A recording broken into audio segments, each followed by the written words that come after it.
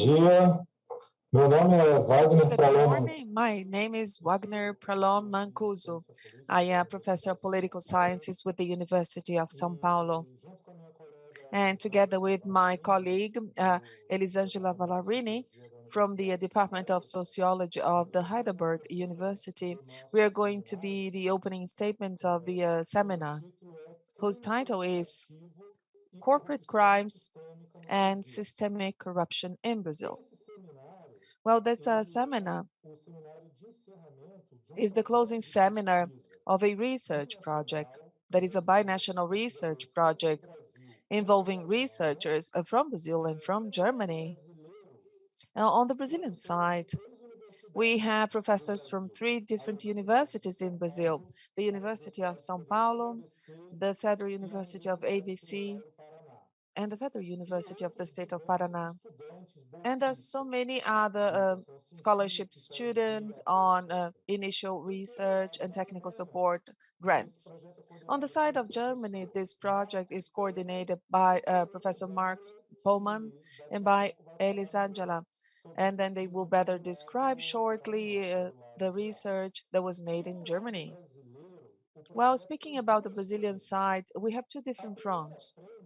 The first front is the study of 5 major operations to fight against corruption. And through the operations, we have the funding of electoral campaigns, the illegal funding of electoral campaigns. That was one of the core issues. So among the 5 major operations, and they are the following: Banestado, that is the state of Paraná Bank; Mensalão, as we call it; Satyagraha, Sandcastle, Castelo de Areia operation, and the car wash operation, Lava Jato operation, as we call it. But we are going to highlight the final one, the car wash operation, as we call it. So all of the 5 operations began in the first level of the Brazilian courts, with the exception of mensalão, the paying of bribery, that began at the federal level because some of the people involved, they had a special condition to be addressed in the courts. And then we have the second phase. We have been studying some judicial processes that were done in the electoral courts. So they were filed between 1995 and 2018. And they were filed because of issues relating to the relationship between money and politics. So corporate crime and systemic corruption in Brazil has these 2 fronts. We want to study major operations that fight corruption. We are going to highlight the car wash operation and also the relationship between politics and money vis-a-vis the Brazilian electoral courts, things that lead to lawsuits in the courts. So after making this brief introduction of our research projects, I would like to acknowledge the work of some people. First, I would like to deeply thank FAPESP, the research agency in Brazil, in the state of São Paulo, and BFG. Well, FAPESP is the foundation that supports research projects in the state of São Paulo. DFG is the society that supports research projects in Germany. So this is the closing seminar for this project. However, we are requesting a renewal because the pandemic really affected the development of the works. If we are granted with the renewal contract, we're going to have a second phase of the research project. So first, we would like to thank FAPESP and EFG in Germany, which funded our project. I would like to acknowledge the Advanced Study Institute of the University of São Paulo, which hosted and supported our event, hereby represented by Rafael Bolsonaro, Claudia Regina Pereira, Sandra Sedini, Aziz Salem, and Sergio Villani, who is here with us. They're all here with us, actually. Well, the IEA, in addition to technical support, the Institute also provided the resources for simultaneous translation, which really enables us to reach out to a broader audience. And it also supported 2 previous events in this project. One, a workshop addressing the partial results that was held in October 2020, and also the company Entrepreneur and Society Seminar that was held last year. So I would like to thank the Advanced Study Institute from the University of São Paulo. I would like to thank the study group on public policies belonging to the USP, hereby represented by Elizabeth Balbachevsky. Well, in this study group, we had the Brazilian group of the research, and this is where we developed work. So I would like to thank Elizabeth Balbachevsky and this study group. And I would like to thank the interpreters of this event, Renata Laureano and Emily Morrow. And she's not a relative, in spite of her surname. She is not, relative with this person that is going to be mentioned in this event. And then we're going to have 2 morning sessions of intensive activities. Today, in the first day, we'll begin with the presentation of the research results, and we are going to address 3 works that were developed by the Brazilian group. The first paper to be presented is going to be presented by Professor Rodrigo Horochovski from the State University of Paraná. We're going to take stock of the academic production on the Lava Jato, the car wash operation. So then we're going to have Professor Adriano Cobalto from the Federal University of Paraná, and I would like to thank him for being here with us. Thank you for being here to discuss the work that Rodrigo will introduce. And then we're going to have Professor Paulo Roberto Neves Costa, Marta Campos, and Silvana, and they will be presenting to us the work whose name is Entrepreneurs, Corruption, and the Operation of Democracy in Brazil, the case of the car wash operation. And then after that, we're going to have the professor of the Federal University of Santa Catarina, Professor Luciano Barosc. He's going to be the moderator. So I would like to thank Professor Luciano for being here with us as part of the debate panel.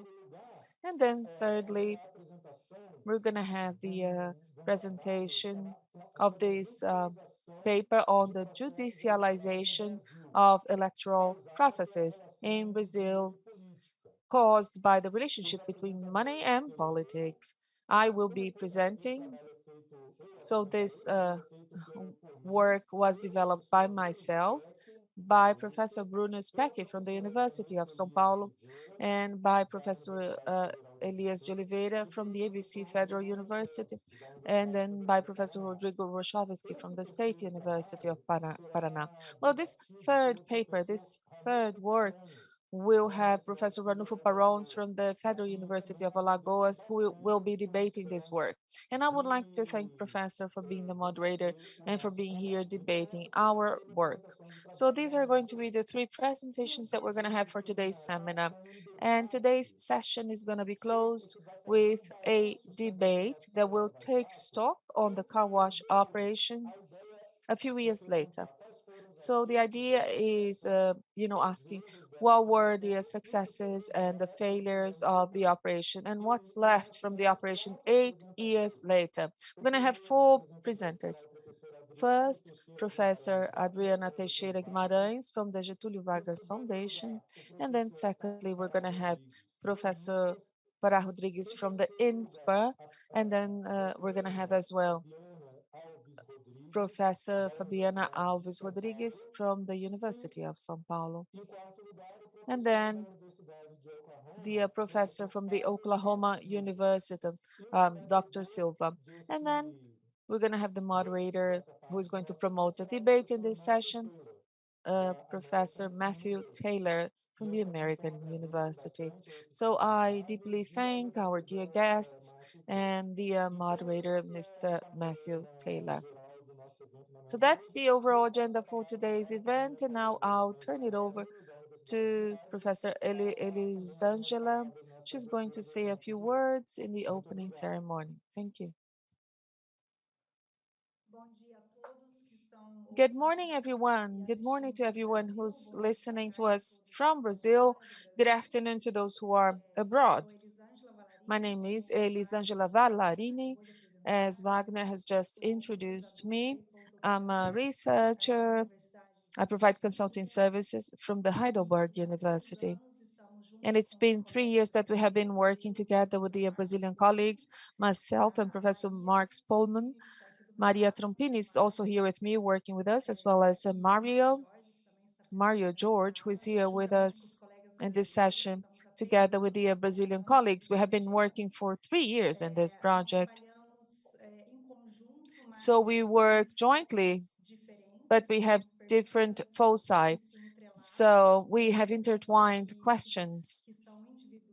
We also have individual questions that we address, independent questions, I should say, in this project, but our project has always been based on cooperation. So the 5 operations that Wagner has just listed as one of the lines of research in this project in Brazil. So these are also the 5 operations that are our database, that comprise our database here in the Brazilian side. So this database, we have been developing this database with other working fronts. So we have these 5 operations as indicators, phenomena, or better saying, scandals that we use as a reference to find the stakeholders with whom we have been discussing so far. So one of the fronts is a qualitative front. So far we have developed many interviews with direct and indirect stakeholders in the mentioned operations. We have another database which is more statistical, and in this case we work with documents that are produced by such operations. So I'm going to be addressing further the details of the operations tomorrow in my presentation tomorrow. But for now, I would like to say that our focus is more related to the interaction between the economic and the public arenas. We speak generally here about the public and the private. So we are going to be addressing this relationship in depth. So I don't want to take too much time today, and I would like to thank Wagner. I would like to thank the entire technical team and the organization held by the University of São Paulo. I would like to thank the translators, and I would like to thank all attendees.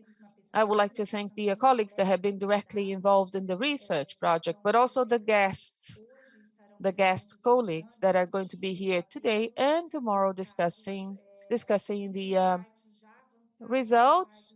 Some of the results are advanced, some other results are preliminary. I would like to thank FAPESP and DFG for funding the 3 years of the research project and for really enabling us to further understand this phenomenon and also discover that we have not managed to understand so many things. So we have developed new research questions from this project.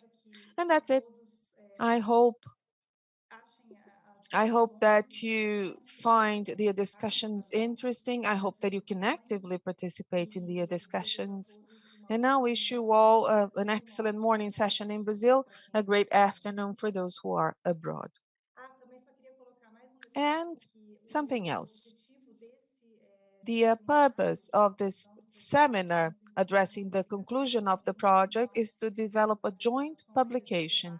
So the presentations and the debate sessions that are going to be initiated here on this platform, they will continue and they will be shaped as a joint publication. So excellent. So now I'll pass the floor to Professor Paulo Roberto Neves Costa, who is going to do the presentation of today's first work by Professor Rodrigo Horochovski and myself. On to you, Professor Roberto. Good morning. So the first paper to be introduced, whose title is The Academic Production on the Car Wash Operation, authored by Rodrigo Horochovski from the State University of Paraná and Professor Mancuso from the University of São Paulo. We would like to thank Professor Adriano Codato, who's going to be the moderator of the debate panel. So I'll begin with my presentation, and at around 15 minutes and 20 minutes, I'll tell you that I will actually control your time. Professor Rodrigo, on to you. And I'll tell you when you're due on 15 minutes and 20 minutes.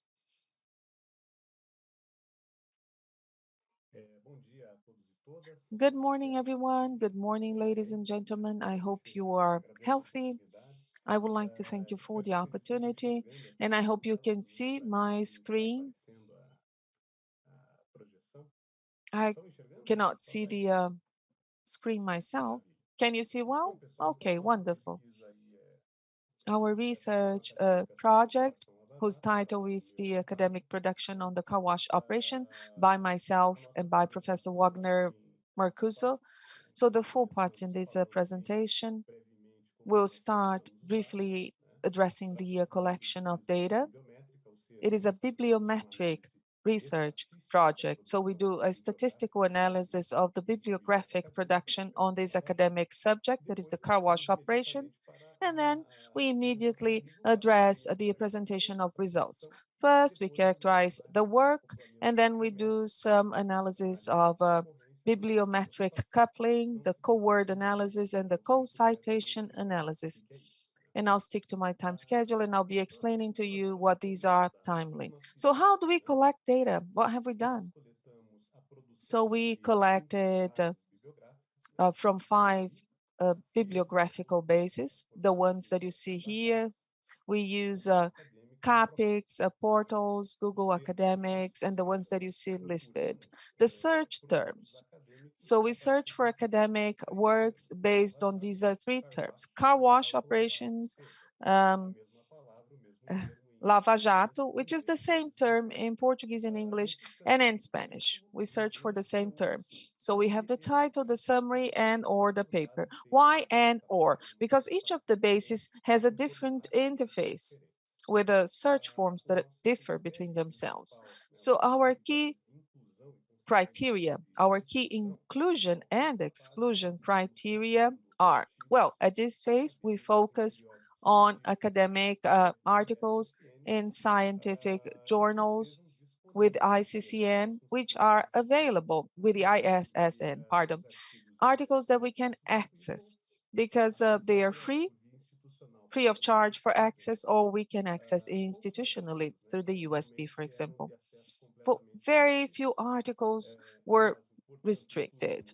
So we excluded books, chapters, opinion articles.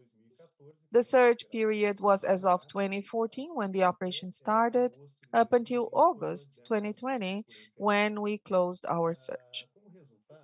So as a result of this, we obtained 926 items. From those, by applying the filter and the exclusion criteria, we had 215 PDF files. We downloaded the materials according to the distribution that you see here: 15 from Cielo, 17 from Scopus, 46 from the journal portal, 109 from Google Academics, and 28 from ProQuest. There were some repeated articles. Yes, there was repetition, but our final corpus for bibliometrics has 119 papers. So what have we seen? The 119 papers, what have they shown us? So now going into the presentation of data, the authors, there is some more male authors that account for 60% here, as you can see.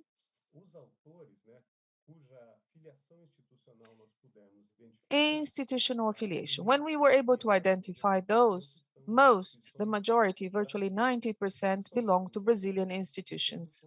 If we add the 7 Portuguese institutions, we can see them more than 90% are authors affiliated to institutions that speak Portuguese or Portuguese-speaking institutions. So most papers, 56%, result from some sort of cooperation. They are co-authored papers with at least 2 authors. The great majority, 80% of these papers are published in Portuguese. And there's a detail I think is worth mentioning, even English articles, mostly were published in Brazilian journals.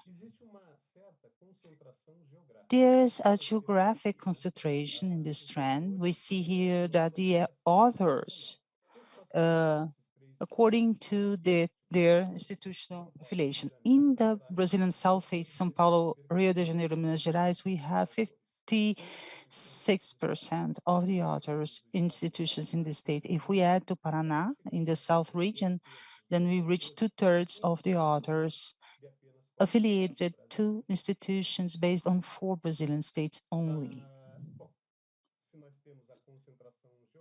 So if we have this amount of geographical concentration, we don't have the same trend in institutions. The institutions that most gathers authors is the state of Rio de Janeiro, the State University of Rio de Janeiro, UERJ, with 5% of authors. Then we have Federal University of Paraná, Getúlio Vargas Foundation, Federal University of Santa Catarina, a number of different institutions, but none of them concentrating like a high number of authors. It's very dispersed, from the institutional point of view. Here, other interesting pieces of data production has increased significantly up to 2018, when it has reached a peak of 38 articles, and since then, this number of articles per year has been dropping. Although we surveyed until 2020, there's a trend of a car wash operation decreasing as a focus of academic production.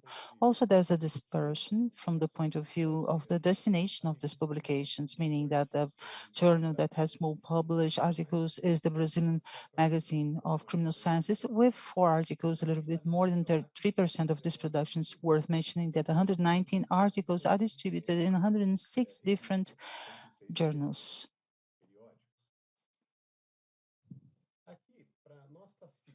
Here, for us to establish the categories of this production, we have considered the areas in which these papers were published. Here we have a great deal of concentration. In the area of law, we have 30% of the articles published, followed by public administration, political science, international relations, and it's worth mentioning that if we add communication information and linguistic and literature, we have an expressive number of articles that wish to analyze the media effects of the car wash operation.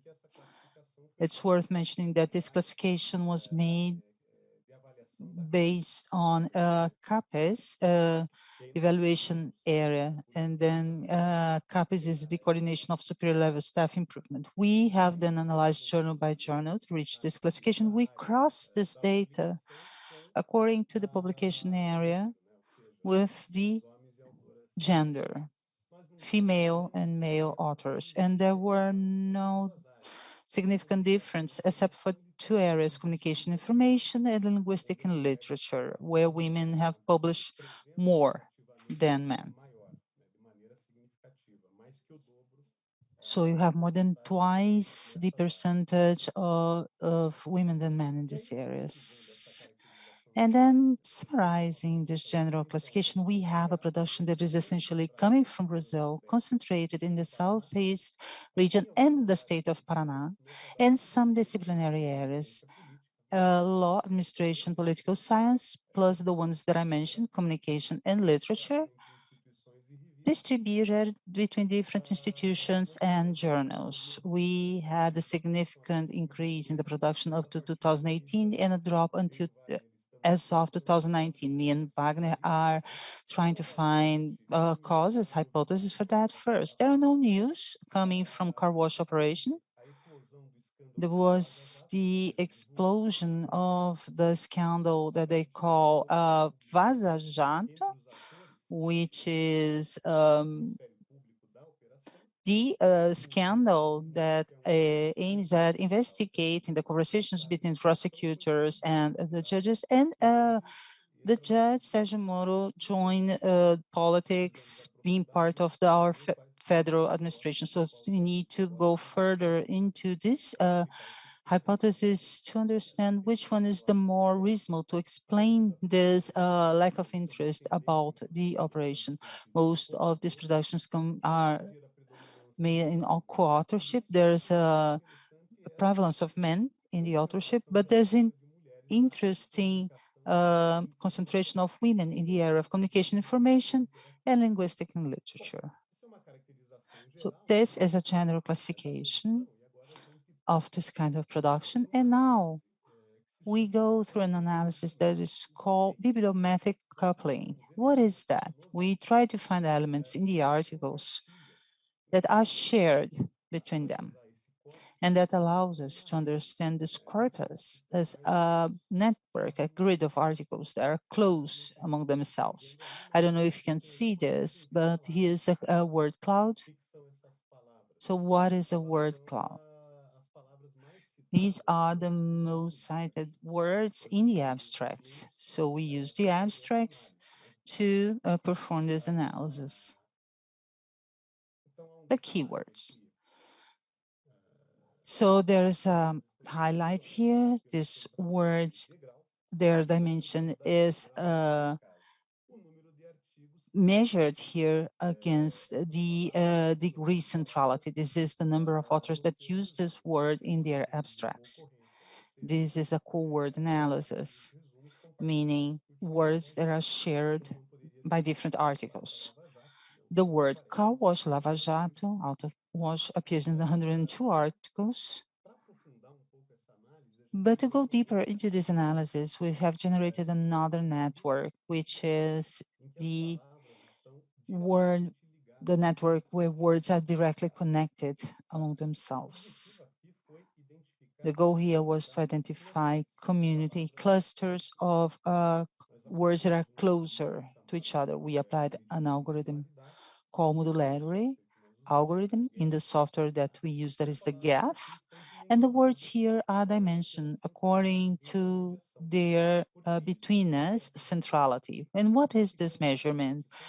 Putting it in simple words, these are the words that make a bridge between the component terms of our corpus. They are connected with more intensity, and they connect the set of words used by our articles. So here we can clearly identify 6 clusters, each one defined by a different color. And we performed an analysis to try to find some sense in each one of these clusters. And what have we found?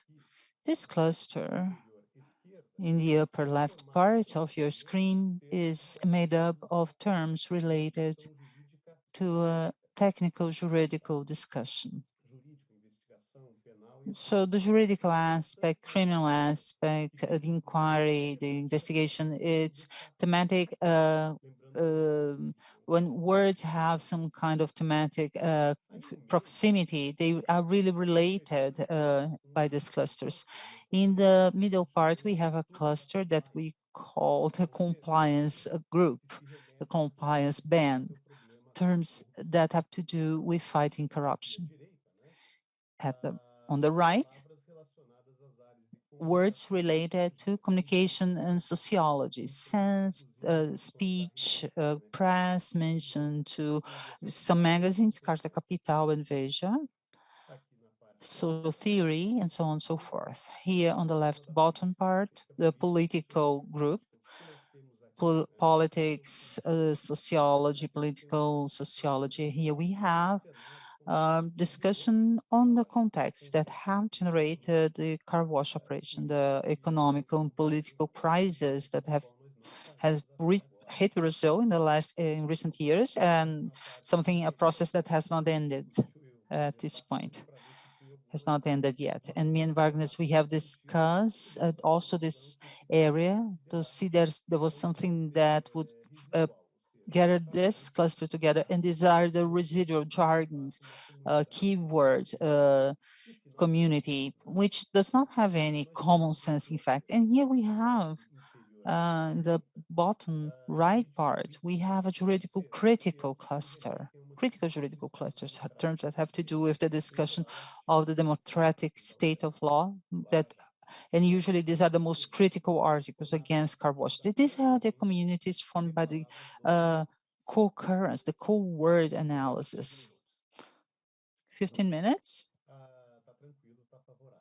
Okay, we are keeping the time here. So, okay, here we have the set of clusters. So our idea was to look through computer data to find some sense of it. So we have some semantic communities given by the words themselves, coming from the abstracts.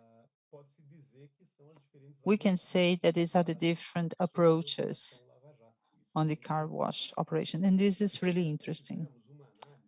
After we performed an analysis in this still in this area of bibliometric coupling, the authors shared by the articles. We so marked all bibliographic references. Here we have a word cloud as well. This word cloud is dimensioned also according to the degree centrality, which here in this case is the number of times that each article, the number of articles that quote different authors. Something that caught the attention is the fact that just Sérgio Moro being the most quoted or cited, the most cited author. Here he does not appear as a character of the operation, but as the author of articles, especially one when he talk about the Italian operation Clean Hands, and he is cited in 16 different articles. Here we have John Thompson in the area of communication, Luigi Ferraioli from law, and so on and so forth. And I'm going to explore this further based on these communities that we have identified by clustering the authors. So which would be the authors that would be closer to each other in the network? Here we have dimensioned these labels based on this between a centrality, trying to identify what would be the authors that would build the bridges in this textual corpus. Also, here we had heated discussion between myself and Wagner. We really, we have these discussions when we are doing things, and we have reached some conclusions. The top cluster in blue, we have a community based on political science, Brazilian political scientists, Brazilians or scholars that study Brazil related to neo-institutionalism, Power, Arantes, Limongen, Figueiredo, and also from other theory areas, Maratelli, is in addition to other more classical political references, Afritar, and so on and so forth. Here on the side, we have one character of one of the characters of the figures of Lava Jato, Justice Sérgio Moro. These are, and we have authors that will be speaking more about that in this event. And in addition to authors, to critical articles against Lava Jato, in this case, authors coming from law and also critics are part of the same community. This cluster is more based on sociology and political sociology. So we have classics of sociology, including Pierre Gautier. And we have reached the conclusion that these are Brazilian social scientists that are more in the left wing, including Gessé Souza, Mancuso, very well-known political scientists, including our debater, Adriano Codato, that in a while we'll talk about his article, in addition to other important characters of this operation, our Minister Barroso, Deltan Dallagnol, the prosecutor, and Rodrigo, the General Attorney, when the operation started. Here we have These are foreign references in our study based on media and communication. Thomson, Roland Bardin, very much used in content analysis. Orfman, Abrams. This is a group of authors that are focused on media, but also a national reference in the study of corruption. 20 minutes. I'm about to close. Here, on the bottom part, some contemporary scholars focused on corruption in the world. There is a prevalence of foreign authors with less centrality, and in the bottom right part, we have references from social parts, Gieders, Castles, Huntington, Brazilian references of patrimonialism, Rayano Faro, and scholars and authors from the media, Fernando Azevedo and Mino Carta. Here are the clusters as we see them all together. And what can we conclude from that? It's worth mentioning that we are living a phase of trying to understand, to crunch this data and trying to understand theories from it, but we can find some epistemic communities already with a reasonable amount of clarity. We need to go further into their meaning, and we wish to have the help also from Professor Adriano, one of the panelists here, to try to refine our understanding and try to close, in fact, this area of research. We want to thank you deeply here. I'm sorry for the PowerPoint, and here we have our contact info from myself and Wagner. If you wish to reach out, please feel free to do so. Suggestions that will be very welcome, or any criticism, any feedback that you have to give us. And I pass the floor to the next speaker. Thank you, Rodrigo. Now I pass the floor to Professor Adriano for his comments. Professor Adriano, please. Good morning, everyone. I hope you can hear me. My connection is oscillating, so maybe my image freezes, but I want to initially thank Professor Rodrigo Horochovski for the kind invitation to comment his paper, and by Professor Mancuso. Professor Mancuso, we are really happy to see the progress and the results of this exceptional research group with such an important agenda.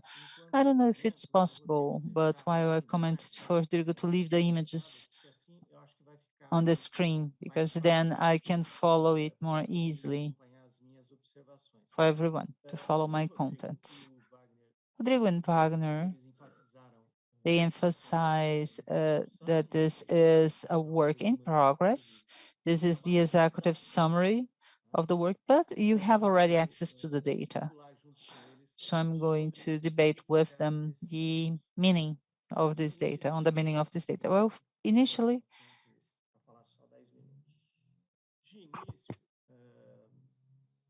well, to start off, I would like to compliment on one aspect that is highly important to me.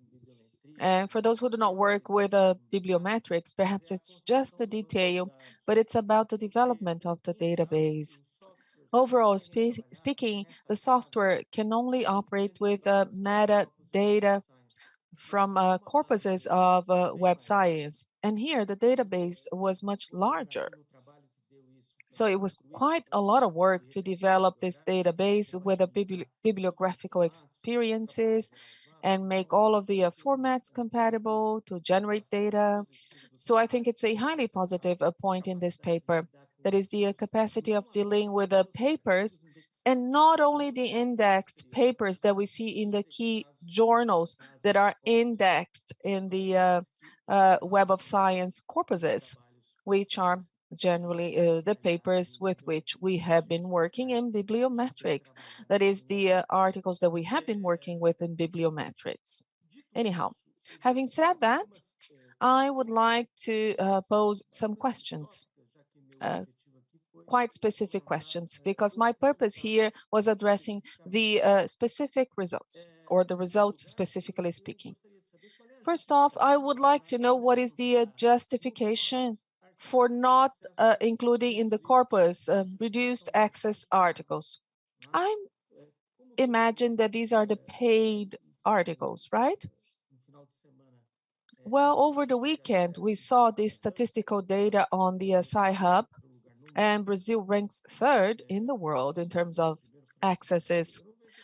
Well, the US first and France second. I see no justification not to use the paid articles via the Sci-Hub. They come from the best journals, the well-indexed journals, and with a high impact. They have a high impact level. So I would like to hear from you why you made that choice. Secondly, the conclusions that you reach about Brazilian journals, Portuguese-speaking journals. This results from the selection bias. I wouldn't say it is a selection bias. It's actually your selection, right? So to me, this is not a surprising data nor a relevant data. So I would like to hear from you about this as well. Another piece of data that is interesting, and if Rodrigo can show us the chart on publications during the year and number of publications during the year, the line-based chart, we see the peak in 2018. This is the one. And then in 2020, 18 articles, 2021, I think much less, and it dwindles down. So I would like to hear from you, speculating on these figures in order to tell us if the wave has gone by. Because literature on scenario events, the literature tends to be based on the scenario only, very much focused on the scenario. So I would like to hear your explanation on the wave and if the wave has passed by us. Rodrigo, under table number 8, about the prevalence of the law sector. There you go. 30% of the papers are from the law sector. The first observation that I would like to make is, what are the consequences that you extract from this fact? And how does this affect your analysis? Because when we look into the maps, I mean the citation and co-citation maps, law is such a large cluster. It is as big as the others. So it's not standing out, neither in the co-citation maps nor in the bibliographical reference co-citation maps. So that's an issue. I see this as an issue because law is so much important for the corpus, right? So when you highlight the intellectual, epistemical, methodological communities in your approaches, this doesn't show. The prevalence of law doesn't show. And then under figure number 3, that is the word cloud. There, it's just a suggestion that I have for you. And this is based on my experience with such maps. Well, you tell us in the paper that you, filtered, sorted out the terms. But I see here generic terms, and this really hinders the interpretation of the map. For example, Brazil, analysis, research, results, study, bibliographical, and so on and so forth. Well, these are terms that show in all abstracts. And based on my experience, if you remove such usual terms, will completely change the architecture of this word cloud. So I recommend an additional sorting out of the terms so that you can truly see what are the words, what are the fundamental terms for this community of studies. And I even question myself whether operation and car wash should be part of the map, because that's the subject of the papers. That's the key topic of the papers, right? So by removing these terms that have little meaning, little semantic meaning, And the terms that could be found, such as operation and car wash, they would be found in any ways. By doing so, by removing them, you would highlight more important terms that would help us to explain what comes next. Figure number 4 now. Figure number 4 is highly interesting, showing the groupings, the clusters, or the communities of the terms belonging to the abstracts. What drew my attention was the yellow cluster that is to your right on the map.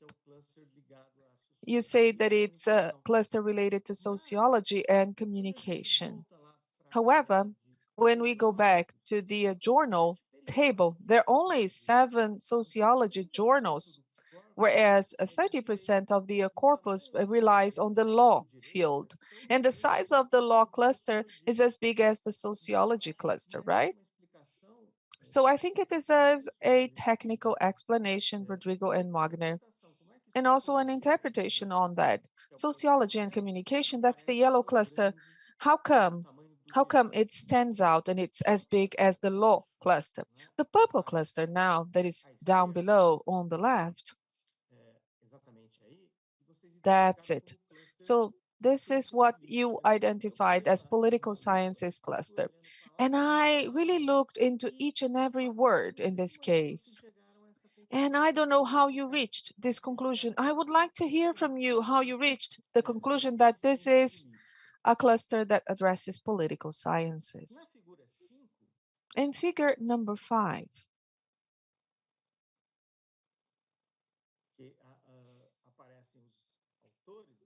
where we see the authors. There you go. I have 2 observations in this case. And I would like to say the same about figure number 6 as well. I would like to know what's the limit in terms of dimensions of the authors. Was it a single time? Because if you increase the limit, the map is more legible. Because one citation, one occurrence, it's not significant, right? So if you perfect, the gauging of the map, more than one mention, 5 citations, 10 citations, so the map will have a different architecture, and this will lead to different kinds of interpretations or more direct interpretations. What draws my attention is the fact that we see Goffman, Foucault, and Guguja. I don't know how this can be connected to the car wash operation and corruption. So please tell me, please find an explanation, because these are authors that stand out in this map. And the figure number 6, that is the community and author clusters. I'll be brief, time's up. Under figure number 6, once again, I think the limit is very low. One single citation is a very low limit. And there's something that is quite interesting that shows here. That is a fundamental finding in your work. The fact that the communities, they're well limited and there is no connection whatsoever between them. So they each write to their own communities. They all publish in a kind of journal, they write only to their communities, and it's a single kind of literature, they're isolated. So we cannot say that this constitutes a corpus of study on car wash. Each community and each color is a different group, a separate group. So I think you should better explore and highlight this fact. Something else that draws the attention is the orange cluster by Rose Ackerman. I don't know whether it's a lady or a gentleman. Rose S. Ackerman. So scholars on corruption in the world, as you call it, right? So intuitively, I believe that this corpus of literature should be part of the other clusters or be connected to the other clusters. What does that mean? Why is this cluster so small, for example? What does this mean? Is it because the literature has not used the references on corruption, for example? So what is the role of this topic in this community? I mean, the specific references on corruption.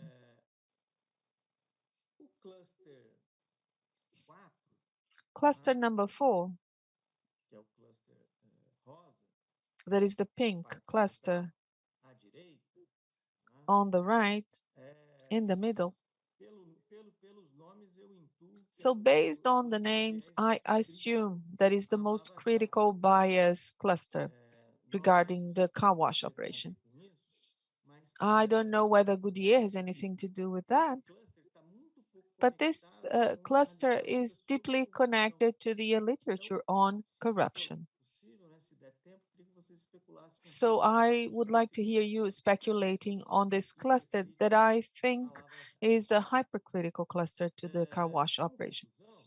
And as conclusion, and I apologize for exceeding a little bit my time,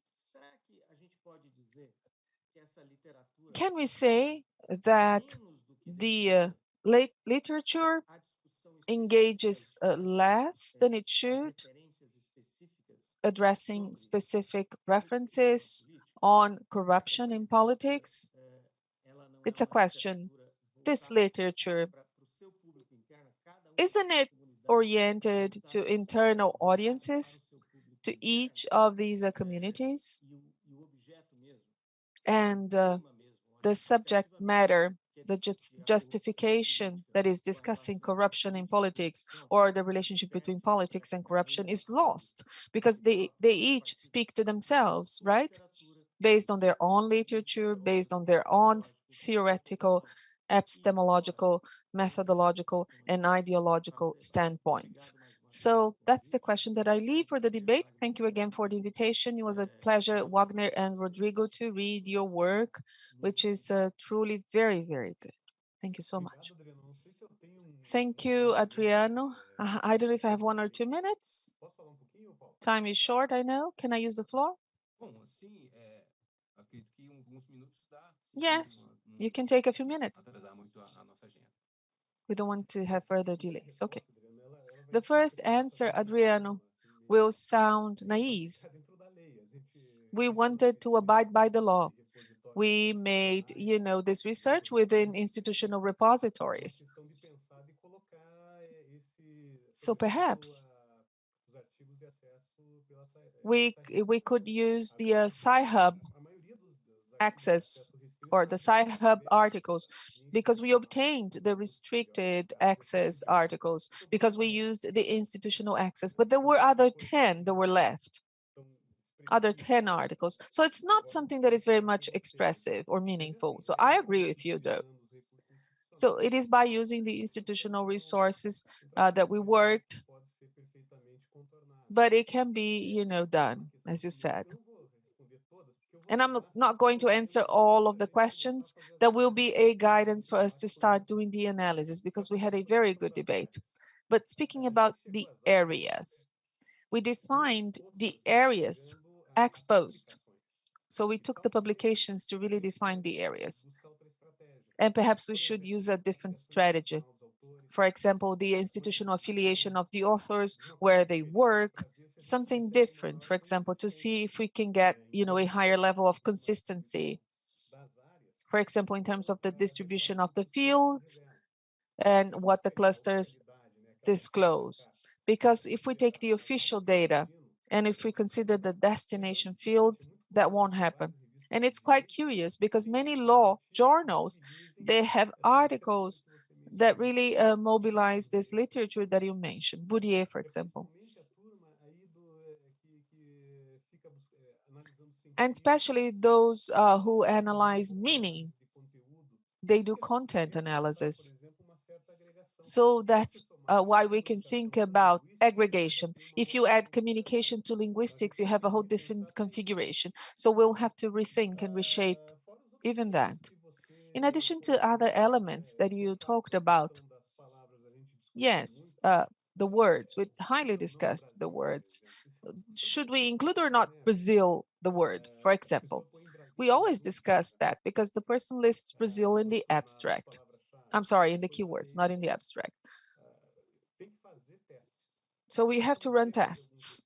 I began running some tests and I removed Brazil and there was no difference in results. If we remove, for example, the word analysis, perhaps we'll reach a different configuration.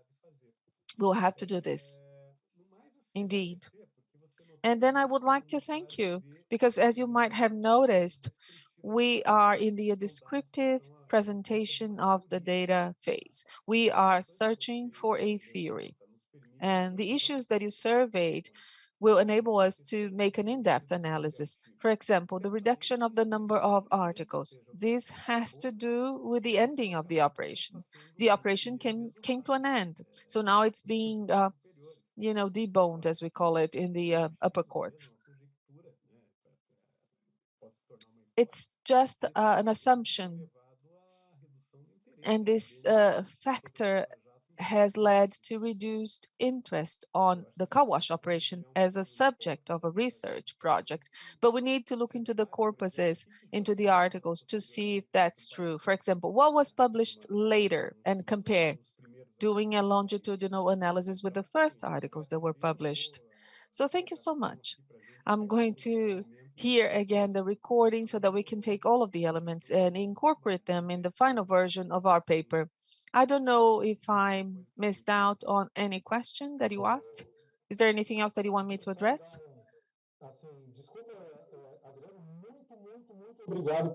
Thank you so much, Adriano, for your remarks, quite rich remarks. We are going to address everything that you said. Unfortunately, we cannot answer everything because of the limited amount of time. We don't want to have delays in the session.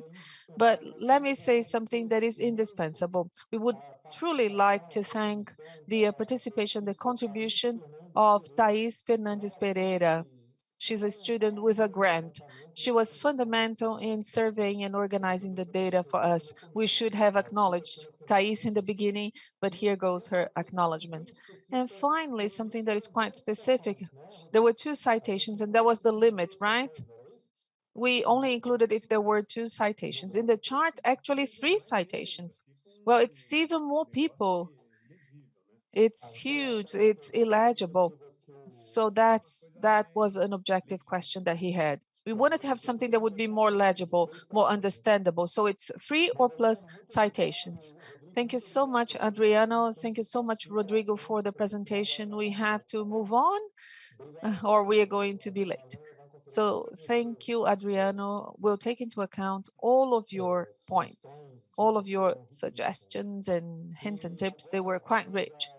And now I will take the opportunity to invite Paulo Roberto Neves Costa, Marta Pontes de Campos, and Silvana Zulmira Ferreira, all of them connected to the Federal University of the State of Paraná, to introduce this work, the construction companies, corruption, and the democracy in Brazil, the car wash operation.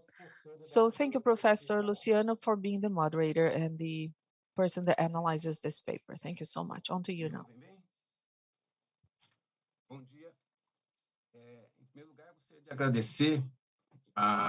First of all, I want to thank CNPq for the productivity scholarship, also the scientific initiation grant that allowed the paper, also our Paraná branch, a sprint program. It was an important support for our project. Also, the Institute of Advanced Studies from the University of São Paulo, the organizers. I want to thank also Professor Rossi for agreeing to comment on our paper, and all colleagues that participated, hoping that it has future developments. My presentation is about the research that we are carrying out that has its first phase, already leading to the production of a text that is to be published, and that we hope to see further developments in the analysis of this question. What's the general goal of this research? To understand what we call representation, how the business community involved in Lava Jato authorship have written, analyzed, and evaluated the operation, the functioning of democracy in Brazil. Also to see how democracy worked from the point of view of these entrepreneurs. And we have interviewed, have not interviewed them in their offices, like with air conditioning, having a coffee. Also, we interviewed them about the legality of aspect of the question of becoming defendants, and also the production of this empirical material. So there's a general idea of contributing to a political sociology of politics in Brazil, in the sense of analyzing how important social actors establish their relations with democracy.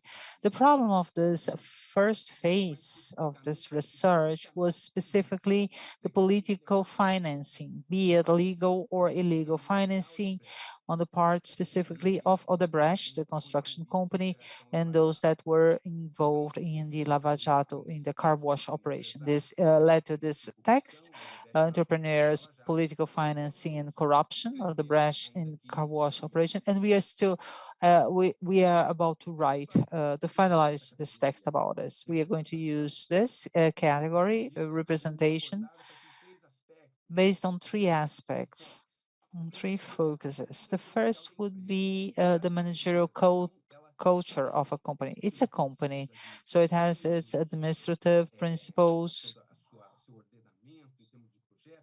their bylaws, their values, and we are trying to understand how much this management culture influenced the legal practices. What were the values, criteria, and values used by Odebrecht in the management of their illegal practices.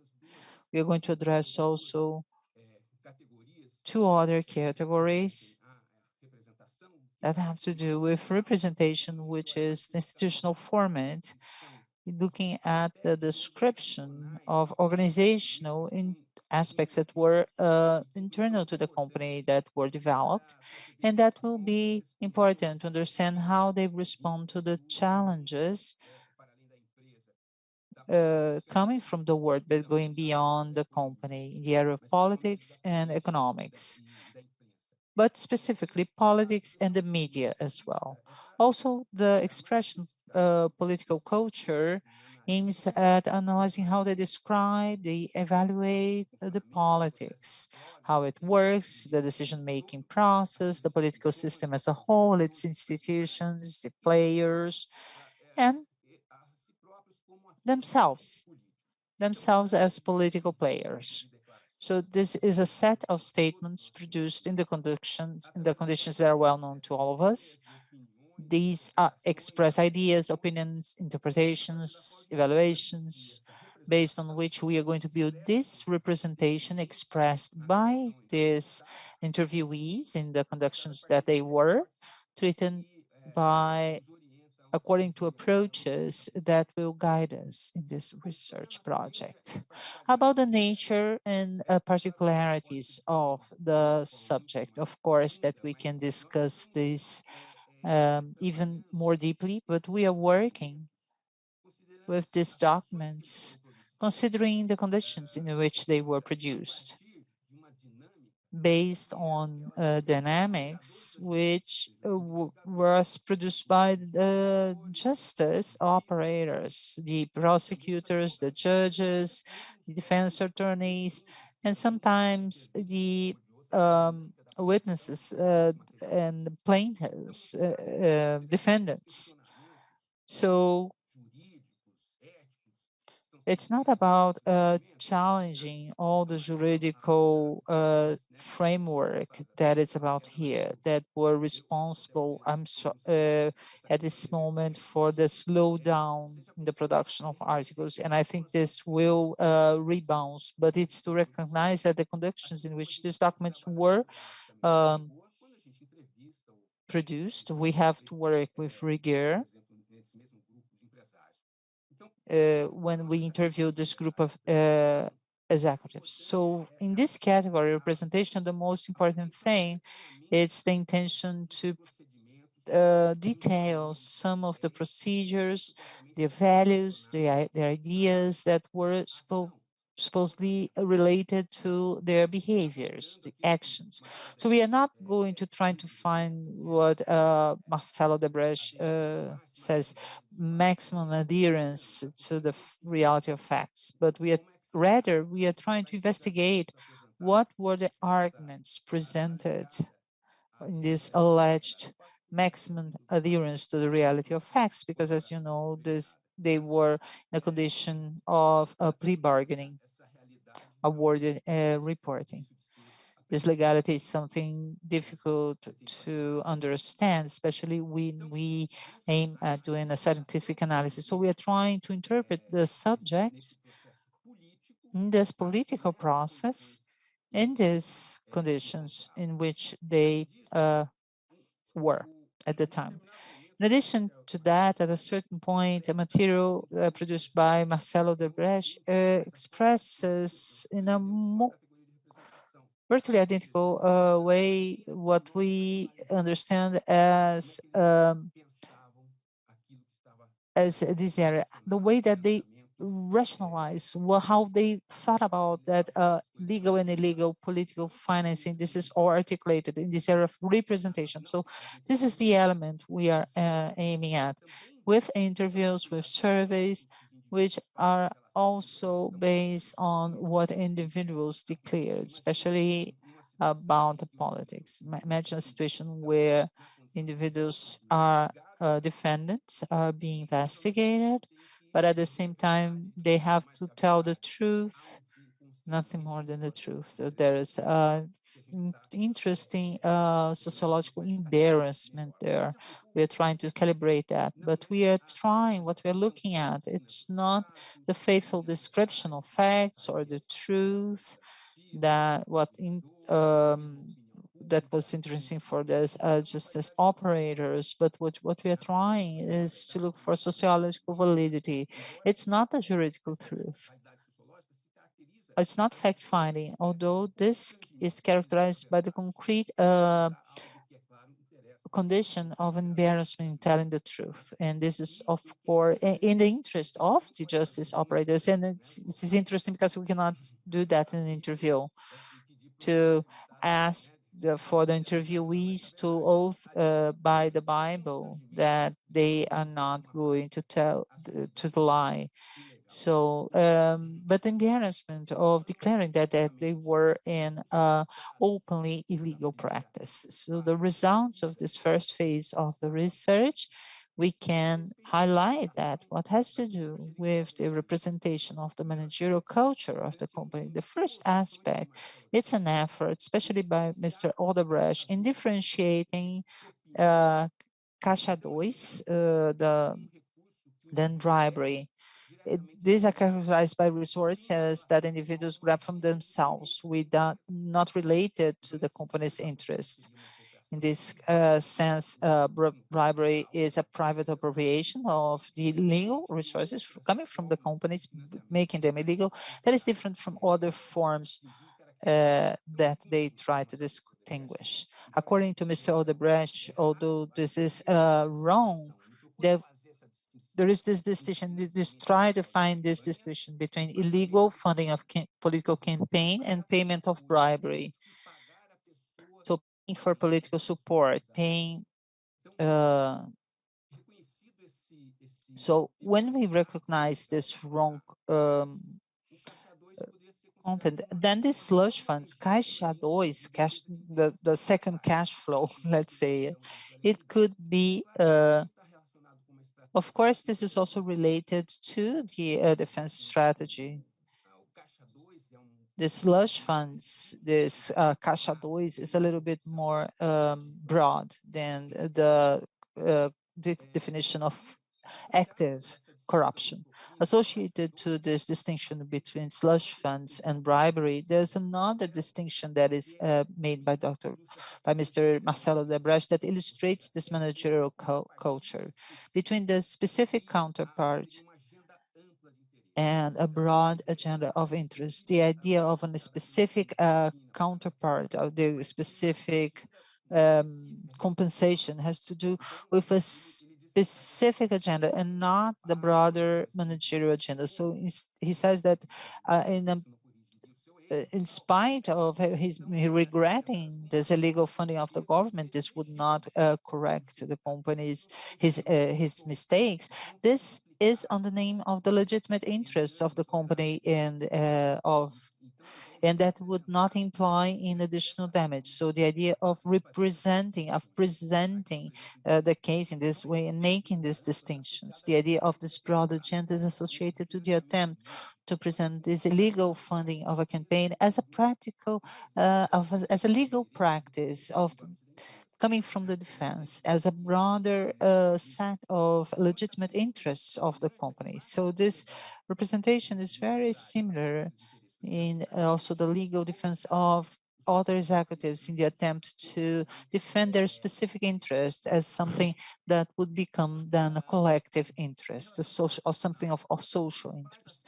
In terms of the institutional format, one of the aspects of this representation has to do with in the sector of structure operations. That would be the well-known department, the administration, the execution of these illegal payments, specifically political financing. There were other forms of non-accountable payments that have not to do with politics, but the representation about this aspect showed that there was a combination between the search for efficacy of these managerial gains and the rationality of the managerial practices in the administration of this illegal payment. And they had been accruing this experience for decades.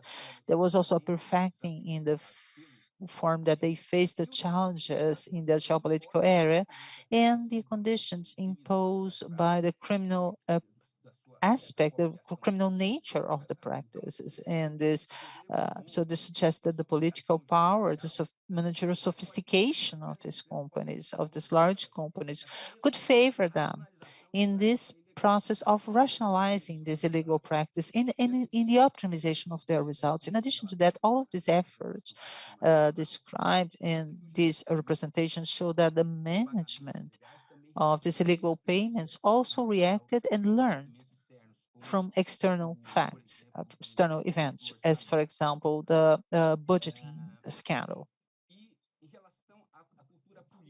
About the political culture, I repeat that these are the different dimensions of the same aspect that we establish in different approaches.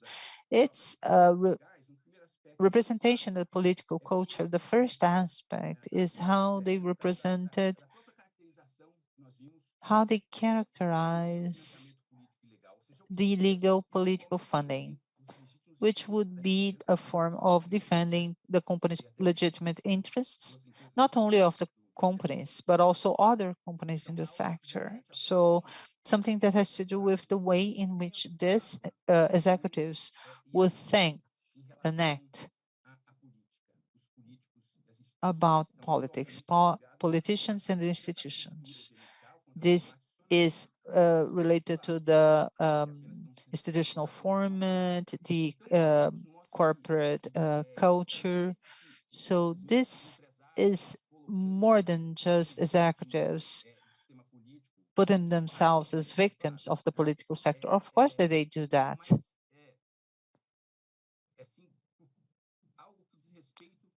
But it's something that has to do with the way in which they think of democracy, of what is politics, are the political actions.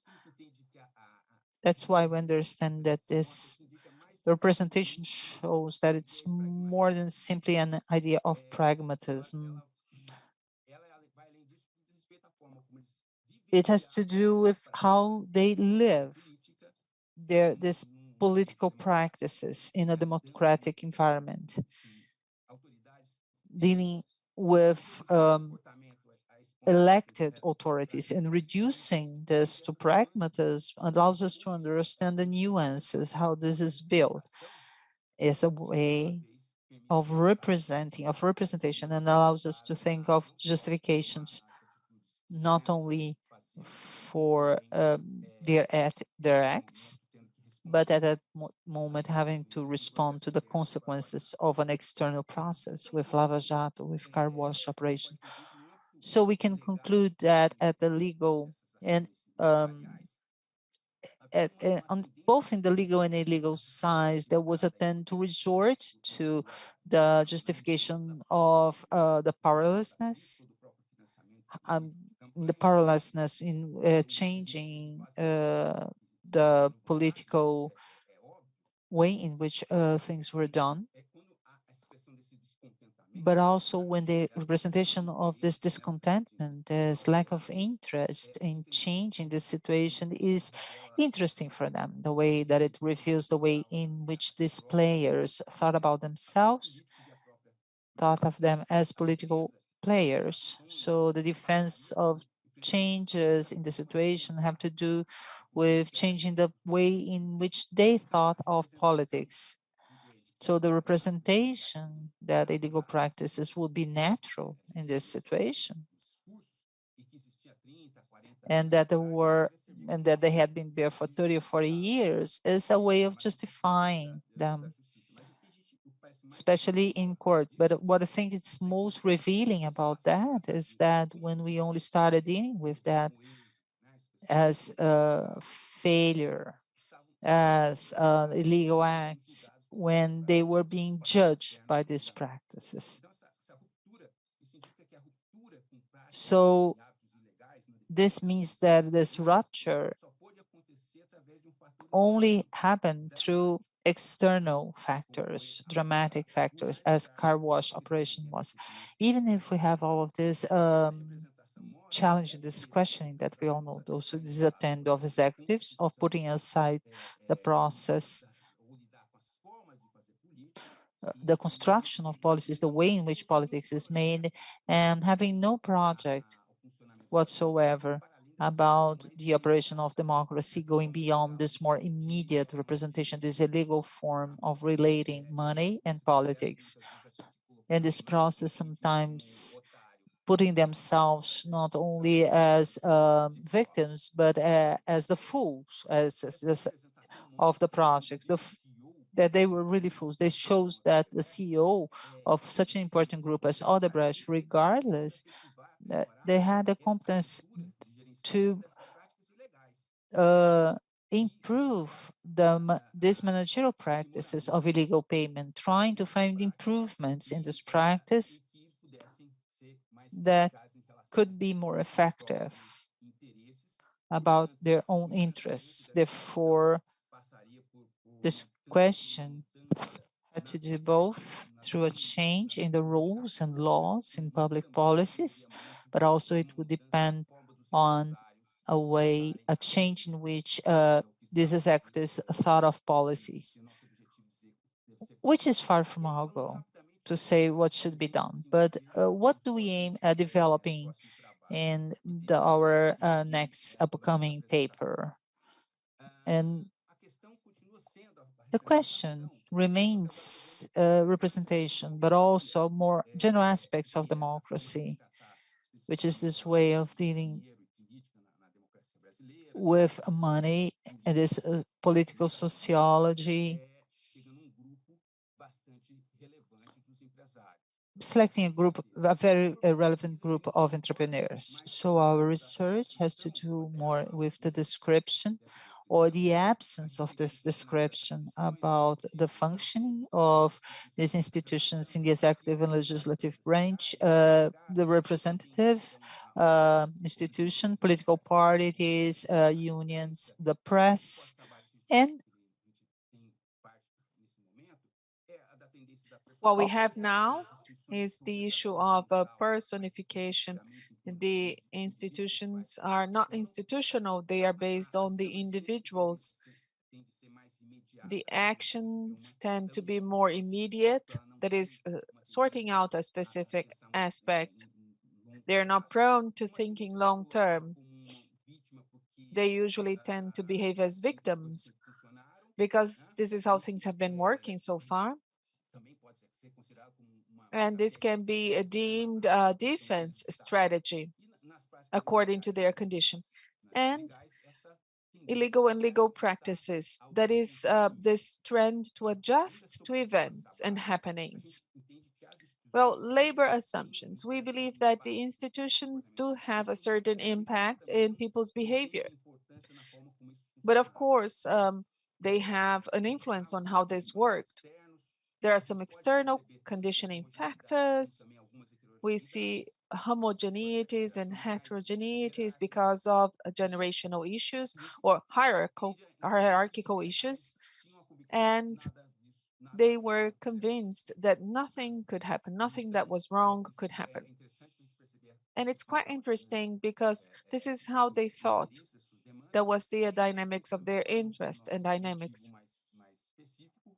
Well, it's interesting. It's not a specific objective, but we want to discuss how the, justice elements referred to the institutions, and they were important in the discourse. But here we are characterizing the peculiarities of the document. We are not making an in-depth analysis of this discourse. That would be a totally different research project. We want to enhance and develop this category of representation, and we want to use the tools and the literatures, bibliographical research, and compare the findings with the reality of other countries to be able to discuss, the business community and politics, business community and democracy, and establish the limits discussing corruption and the quality of the democratic system. So the analysis of the material will follow the analytical methodology that we described before, and will connect this with other issues related to the relationship between the business community and democracy, and if possible, compare with the way we consider democracy by this business community that were not involved in the research project. Well, the subject is Odebrecht, the construction company. Will of course, search for materials that are compatible to other construction companies. We don't know if we're going to have access to the documents to be able to select the people. So who are we going to analyze in terms of the discourse? And we'll continue to do the content analysis of the documents. And some other indications and suggestions that may arise from this research project. That is an analysis between, the relationship between the business community and corruption, the impact of corruption on the quality of the democratic system, devising public policies to fight against corruption, and also enhancement of the Brazilian democratic political system, and also the operators, as he calls it, of the justice. So we introduced what we did and what we aim at doing. So this event has double utility. So we'll discuss what we did, but we'll also consider the future contributions, the things we intend to do. Thank you very much. Thank you so much, Paulo. Thank you so much for your presentation and for abiding by the time slot, perfectly on time.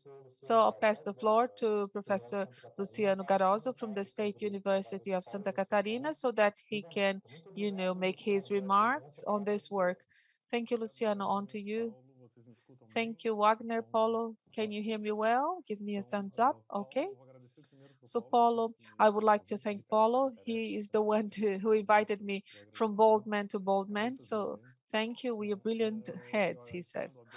So I would like to further extend my gratefulness to Wagner and to Elisangela. Thank you so much on behalf of the organization of this event. It's very nice to be able to share with this brilliant group discussing this topic that really covers and is part of my day-to-day work.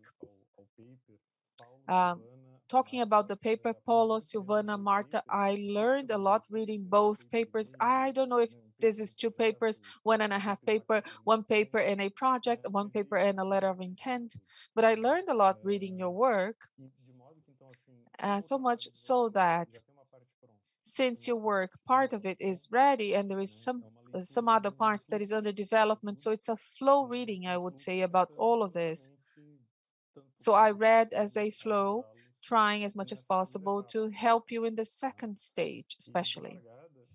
And to start off, in spite of the flow nature of this paper, I would like to compliment you on the clarity on how you organize the first paper, the first work that generates a solid reference for us to jump into the second phase.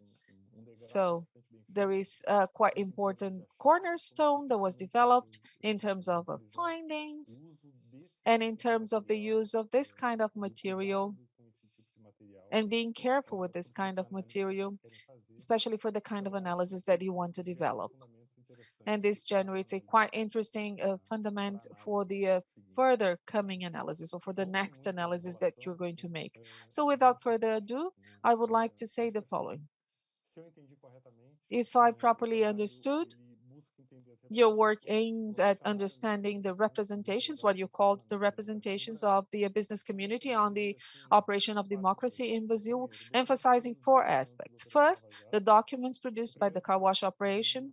The first focus is the political funding, something that you try to understand. The second focus is Odebrecht, the construction company. They will further expand in the second phase. And then the term representation. Well, it's more related to Weberian sociology, giving meaning to the sense of the stakeholders, relating them to their actions. I don't know if I would use the term representation, perhaps perception I would use. But as you put it, it is sufficiently clear, so there's no issue understanding this. Regarding the three dimensions, especially the operations of Odebrecht, the construction company, I like the three dimensions. I think they serve their purpose. You can, transfer them and expand your analysis in the second phase of the work. The managerial culture of the company, the distinction between bribery and slush funds, I think it's very appropriate and it's very much important to highlight that.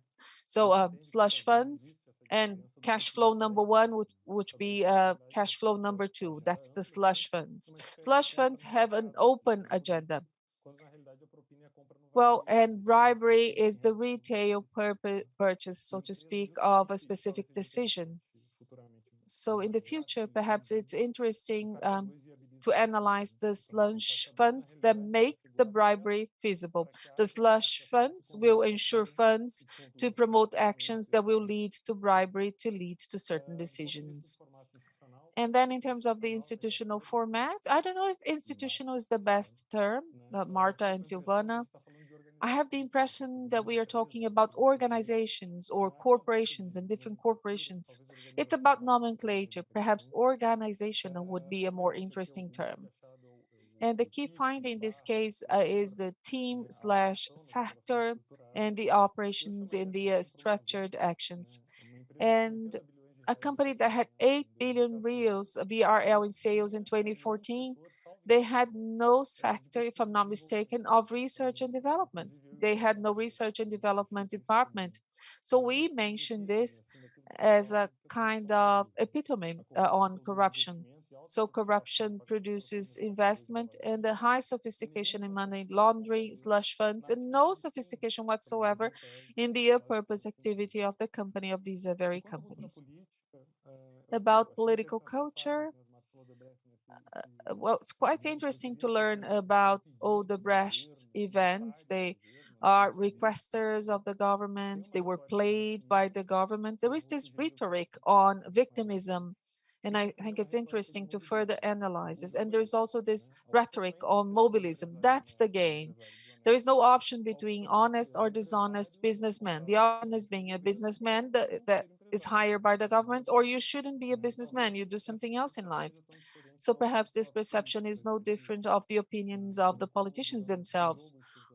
So the game has been structured like this, and that's how it is. So now, things that are interesting on what you did, or something else that you could do in the second phase. Well, to expand beyond funding, because I think that would be healthy to do,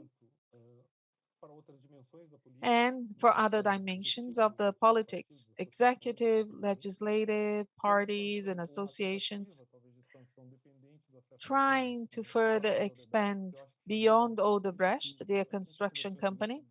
And we talked about this, right, Paulo? If possible, that would be extremely desirable. And once again, it should be based on the documents that were produced by the car wash operation. And let me do a caveat. It's an observation, actually. Well, this kind of study is no different from the studies when we talk about the size of corruption in a certain place, and we use the rate of criminal conviction of authorities. In the US, they do that to compare the many states. Well, the state has a higher number of convictions, so it's more corrupt, and so on and so forth. So this kind of study that is based on the material produced by the judiciary system, it's quantitative, right? Yours is qualitative, but it's also based on this kind of outlook. So we're not examining corruption, we are examining the results of the judiciary system. And you were careful enough to separate both areas. But I would like to say that there is this second kind of study that is based on judiciary documents, that is using the documental proof as indication of something else. Macmillan and Zoido talks about this, about the Peruvian case, Montesinos documents in Peru. Well, that was the organization of Fujimori's administration. They had all of the receipt, how much each parliamentary member cost, how much a judge would cost, and they use the theory of prices, of economic prices, to understand what's the kind of accountability they have in certain administrations, in certain political administrations. Your study is not of this nature, and if you're able to decode the structured operations, you'll be able to do that kind of study. Perhaps that should be the target. Ideally, somebody should try to do that ultra quantitative work, try to understand how much the political operation costs in retail, in wholesale, and all of that. So basically, I have 6 remarks. They are dispersed, unorderly, you may use some, all, and Paulo talked about 25 minutes, so I had to prepare a lot of things to say here. If you want me to stop at 15 minutes, I can stop at 15 minutes, okay? That's okay. So you have 5 more minutes. Yes, yeah. Yes, okay, I should speak even more than that, but that's okay, 5 minutes. The first thing is including not only the business community representations vis-a-vis the political system, but also vis-a-vis the judiciary system, because it's part of the political system. There is a connection between the many sector of the academia that is trying to understand why the accusations involve a few members of the upper courts of the judiciary system, and you have to understand that, to understand the absence of these figures. Perhaps there is a conditioning factor on the cooperations, on the accusations. Some lawyers are interested in this, and the prosecutors want to keep the case in their hands. So we want to avoid, they want to avoid mentioning the judges and the courts because the assessment would be jeopardized. So perhaps it's interesting to think about the absence of judiciary system members and why this happens. Even so, there is a contrast with the car wash operation. There is the certainty of a future impunity. Now it's illegal, but before it was just the game being played, right? And a second remark that I have, that is paying attention to the representation of the business community in regards to the implementation of public policies, but not only that, but also the formulation of public policies. The narrative that we hear is that there was this construction, and this construction was, overpriced at 30, 40, 50%. And then the focus of the corruption analysis is overpricing and all of the illegal activities arising from that, resulting from the overpricing. And something that is not analyzed, and it's perhaps more interesting to be analyzed, and it's a more subtle aspect, that is the choice of doing that construction. There's much literature on corruption that has to do with that. The priorities of investments, they are defined and they are based on the possibility of ensuring to politicians and business community resources, financial resources, so that they may guarantee their future activities. So the definition on which constructions are going to be made, perhaps the definition of that is impacted by the possibility of conducting corruption. So we focus on the end of the process, on the corruption that takes place, on the exchange of merchandise and the money laundering of resources, but we do not focus on the definition of priorities. Perhaps we should pay attention to that. And you should be able to have access to the other construction companies and construction companies' documents. So we do have the categories that you have listed, but I would add one category that is core to understand the entire process. That is the concrete operation of a cartel. So we have, for example, the Brazilian Association of Industrial Engineering, we have documents, but I would like to suggest to you to follow a different direction. Consider how the people in the cartel operate and how people have access to the cartel personnel. This cartel grew over time. We had 6 more traditional companies, Camargo Correa, OAS, Andrade Gutierrez, Odebrecht itself. And then we have the newer companies that joined the cartel later on, OTC, Cetal, Sete Brazil. And the first plea bargainings, they precisely addressed the last companies that joined later. So the first plea bargaining was from OTC engineering. So perhaps it's interesting to consider the control within the cartel and how they increased the size of the cartel, and this generated a collective lawsuit. A collective lawsuit is more difficult as you increase the number of members of the cartel. And then finally, and then I will reduce my comments to 2 comments because of time, I would like to suggest understanding how the business community see the political system and how the politicians see it all. There is a contrast that is not between the business community, but the contrast between the system and the community. They are all victims of a system. And the choice is not being honest or dishonest politician, but the choice is actually between being a politician or having another profession. So this is very much important in your representations. And on the other hand, my final suggestion is that I believe that in the representations, you should identify how the governments govern and how the administration is done within the coalitions. If there is a coalition management, for example, that is facilitated by access to the business community. If it is a shadow government, actually. And I'll close here. I'll submit my remarks later, and that's it. Thank you very much again. Wagner, Paulo. Thank you very much, Luciano, for your kind remarks. They're going to be quite useful by Paulo and his team. Back to Paulo. There's so many things. Can you please summarize your answer? I would like to thank again, because all conversations with Luciano are highly fruitful, and this is also the case.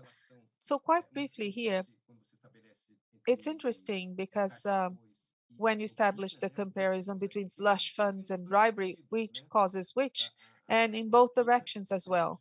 The bribery, it also opens space for slush funds or even the actual cash flow, because they decide to support somebody and they decide whether they're going to use the actual cash flow or the slush funds.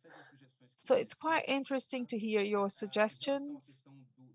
And about the judiciary system, we also contemplate the absence of people, the non-topics, the non-discussions, as if they did not exist in reality. And also something that you said towards the end. The press mentioned the tripod. So there must be the political interest, there must be the funding, but the construction must exist because somebody has to go there and inaugurate the construction site. And this will impact the policies and the market relations. Who is going to win the bid, for example. It also impacts the market relations, but it also impacts the operation of the institutions. We are talking about the executive, the legislative, and this is also reflected at the state level and at the municipal level. So we hear about this. So for example, in cities such and such, we have to support all candidates because we don't know who is going to win the elections. That's their argument. That's what they say. So they may, disrupt the contract. So they have to consider the possibility, the anticipated possibility of providing funds that is preemptive, so to speak, to really prevent any headaches in the contract. So it's quite interesting when you talk about the administration of the coalition, because at some point in times we would hear that you may fund this party, for example. There is this negotiation happening. It's not channeled to a single group of parties or the administration party, but at some points in time, we had to include other parties, coalition parties, political parties. So the first text was a test for us to address this specific issue so that we could operationalize the analytical categories. And I like when you mentioned this as well. And the idea is that in addition to consolidating them as an analysis instrument, to use a broader dimension, which has always been the goal of our research, to consider all dimensions. Of course, that we are based on the documents, what documents offer to us, and what we have access from the other construction companies. I thank you in advance. All your comments are very welcome. We are going to use them.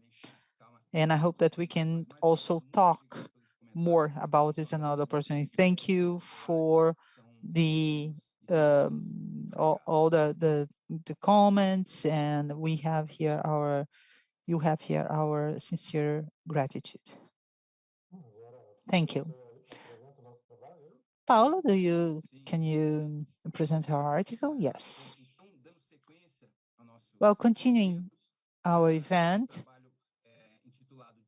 the paper is called Money, Politics, and Judicialization of Electoral Processes in Brazil, authored by Professor Wagner Mancuso from University of São Paulo, University de Oliveira from ABC Federal University, Bruno Speck from University of São Paulo, and Rodrigo Horochovski from Federal University of Paraná. Debater is Professor Ranulfo Paramos.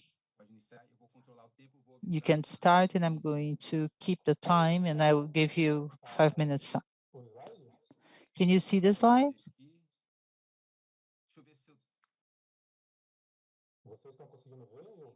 Can you see the presentation and hear it? Yes. So thank you very much, Paulo, for the presentation. Thank you, Ranulfo Paranhos from Federal University of Alagoas for acting as a mediator. This is the team formed by Professor Vanessa Elias, Professor Bruno Speck, Professor Rodrigo Horochovski, and we're going to present this paper called Money, Politics, and Judicialization of Electoral Processes in Brazil. The presentation is divided in 3 parts. First, I want to make a comment on the general objective of our research and some central concepts. Then I'm going to talk about the questions that we used in our research and the empirical material. And thirdly, we will talk about the results of our project. The first point, general objective of our research and some central concepts to it. So we wanted to analyze how is the electoral competition in Brazil has become judicialized, and a judicialization of this electoral competition provoked by the relationship between money and politics. So what do we understand as a judicialization of the electoral campaigns or competitions? When the actors mobilize the institutions of the justice the judicial system, specifically the electoral prosecutor's office and the electoral courts, to influence the electoral process from the beginning that the candidates start to run, from the moments that they try to get votes, and then when they are voted, and the results of this campaign, if they will be elected or not. The players can use then the electoral courts and the prosecutor's office to challenge both the development of the election and also the results of the electoral processes. There are a number of topics that can lead to the judicialization of these electoral processes. We are interested in the topic, which is the relationship between money and policy, the illegal relationship between money and politics, because we believe that this irregular relation between money and politics does not happen only in these major corruption scandals, such as the car wash operation that is in the central spot now, but also during all the other electoral processes in their routines. So we are interested in the judicialization of the political process, of the elections process in Brazil, specifically focused on the relationship between money and politics, and knowing that it encompasses a number of different processes. I'm going to give you 5 examples of the legal relationship between money and politics. The first, all of these examples are in our research. The first is the abuse of the economical power. The law allows the use of the economic power during the election, the development of campaigns and presentation of the candidates. When this use is exacerbated and it goes beyond what the law sets, and when the elections lose their legitimacy, it happens what we call abuse of the economic power. It's different than the legal use of the economic power. A second example that can lead to the judicialization of the electoral process is the candidate raising funds or spending money in an irregular way, the financial resources from the electoral campaign. So the law allows you to raise or spend resources for your campaign. When you raise or spend these funds in an irregular way, this will also lead to the judicialization of this natural process. A third example is corruption or fraud. And I have here the article 299 of our electoral code that defines electoral corruption, which is to give or to offer any kind of benefit or advantage for the elector in exchange for their vote. And the example of fraud, for example, in slush funds. Caixa 2 is the second cash flow in Brazil. When you make a false statement to the electoral court, you misrepresent your accounts, omitting your resources that you have raised. So corruption and fraud is another topic that will lead to the judicialization of electoral process. Fourth, the illegal attraction of votes. That is very similar to corruption or fraud, but it's a more administrative wrongdoing, while corruption or fraud is a crime. And this illegal attraction of votes have a number of consequences for the election. If the candidate is found offering benefits to obtain votes. And fifth, the donation of resources above the legal limits, legal thresholds. There are legal thresholds for campaign donations. When this threshold is extrapolated, there's an irregular relation between money and politics. So money is outflowing to politics above the limit. So this is not the focus of our presentation because this is has to do with donors, but we are more focused here in the abuse of economic power, the irregular raising or expenditure of campaign financial resources, corruption of fraud, and illegal attraction of votes. These are the 4 examples that we are going to highlight. Point number 2 of our presentation. We have basically 2 questions for this paper. The first is how many candidates were sued in the electoral courts because of this relationship between money and politics due to these reasons that I have just mentioned. The second question is what's the profile of this candidate that was sued in an electoral court because of this relationship between money and politics? So how many and what's the profile? But it's important to say that if being a defendant doesn't mean that you're guilty, because the goal here is to study the judicialization of the electoral campaigns. And this can, of course, can be used to make to produce cleaner elections, to reduce this irregular relationship between money and politics, but it can be used in a through strategic approach when they use the processes in electoral courses to try to get in the way of those who won the elections, trying to go for a review of the political of the results of the election. So how have we selected this empirical material for our research? I will report the 3 steps that it took us. So, and I want to thank our PhD candidates, Marcel's Prize, for these contributions. We asked for the Superior Electoral Court that would send us 2 elements for all the processes that were filed in all instances of the electoral courts. There's a pyramid, so in the base of everything, we have the electoral judges. Then we have the regional electoral courts, each state has one. And we have the electoral Supreme Court, the TSC in Brazil. We asked the TSC to send 2 elements, the protocol number and the single identifier of all the processes that were filed between January 1st, 1995, 31st December 2019, belonging to these 4 classes. These processes have several classes. We ask for 4. Impugnation of electoral mandate,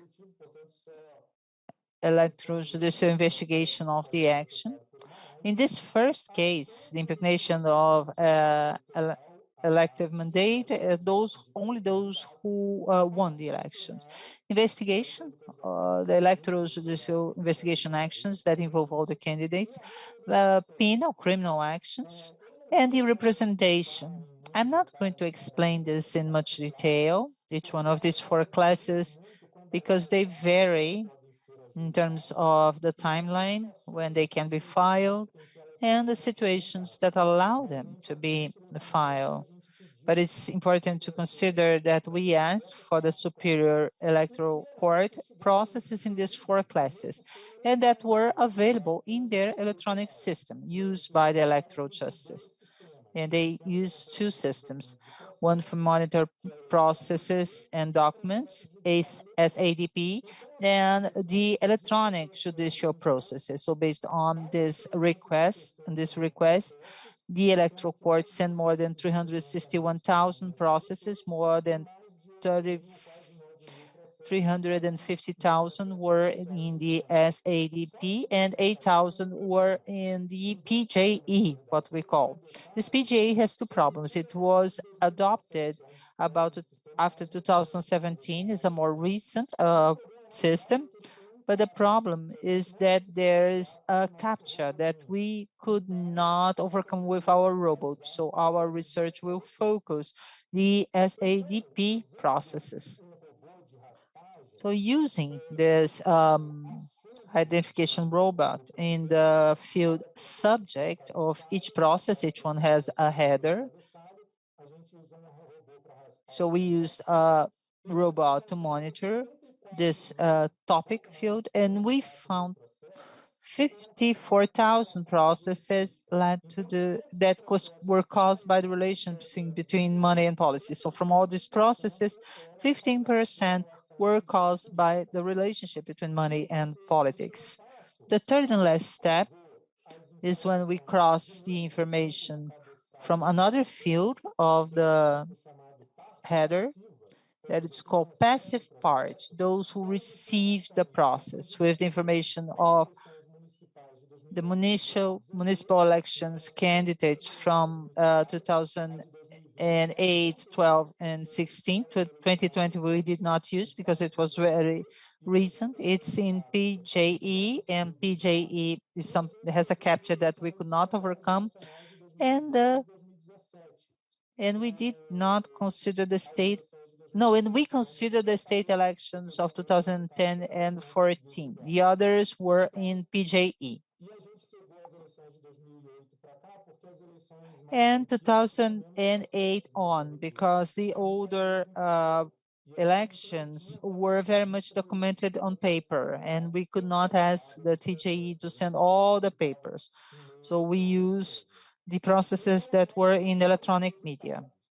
So going for the results, the first question is, how many candidates were sued in electoral courts because of the relationship between money and politics?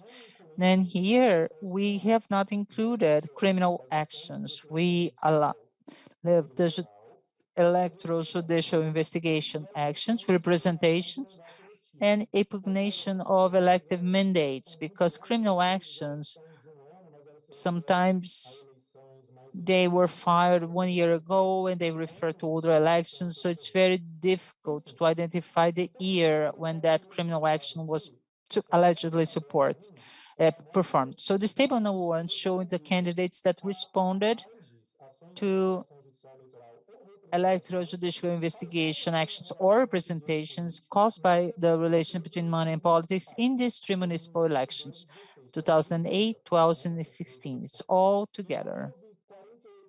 So there were 48,087 candidates running for mayors, 4,031 candidates were sued. So that's 9%. Every 100 candidates for the city hall, 9 were sued in electoral courts. For city representatives, the number are lower. There was more than 1,200,000 candidates, about 3,600 were sued, which is 0.3%. So much more attention to the majority elections than the proportional ones. So the elected candidates that responded to the elective mandate impugnations there were 16,600 mayors elected in these 3 elections. 246 were sued, 1.5% at every 200 mayors elected. 3 had their mandates soon. And from 160,200 municipal representatives, 300 were sued. In national elections for president,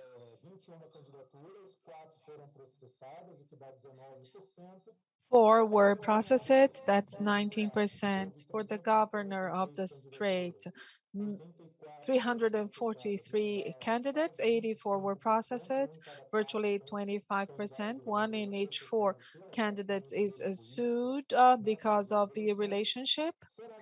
And then senator, approximately 9.5% of the senators are sued. The candidates were sued. Federal assemblyman or woman, 2%, state assemblyman or woman, 1.5%.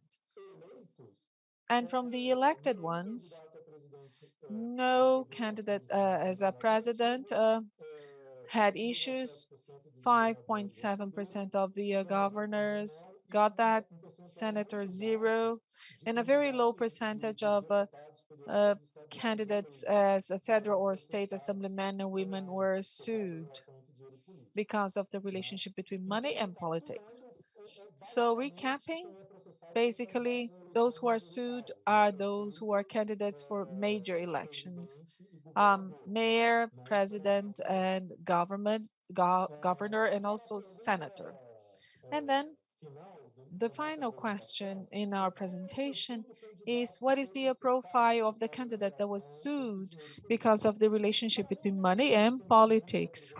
Without further ado here, it would be a long presentation and we have the calculation for all of the positions.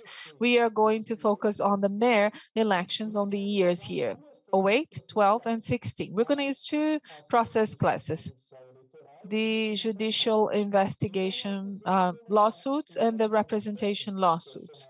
So we used this technique, whose name is logistic regression, and the dependent variable is was he or she sued or not?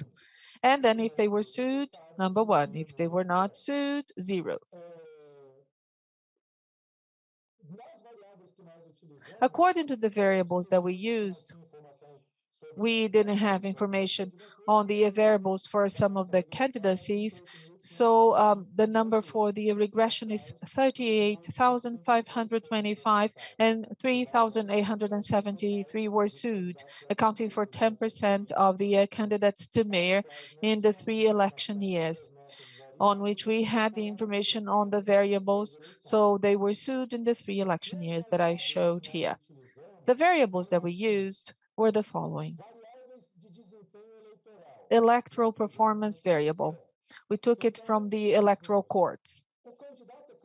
Well, is it a candidate for re-election? We checked. What is the proportion of votes he or she received in the first shift of voting? Did he or she win the election? So we have an assumption here. The electoral lawsuit really affects more competitive candidates. So the more competitive the candidate is, re-election candidates are highly competitive with a high turnover of votes. Of course, they are competitive candidates. If they won the election, they're highly competitive, of course. And this is within our model.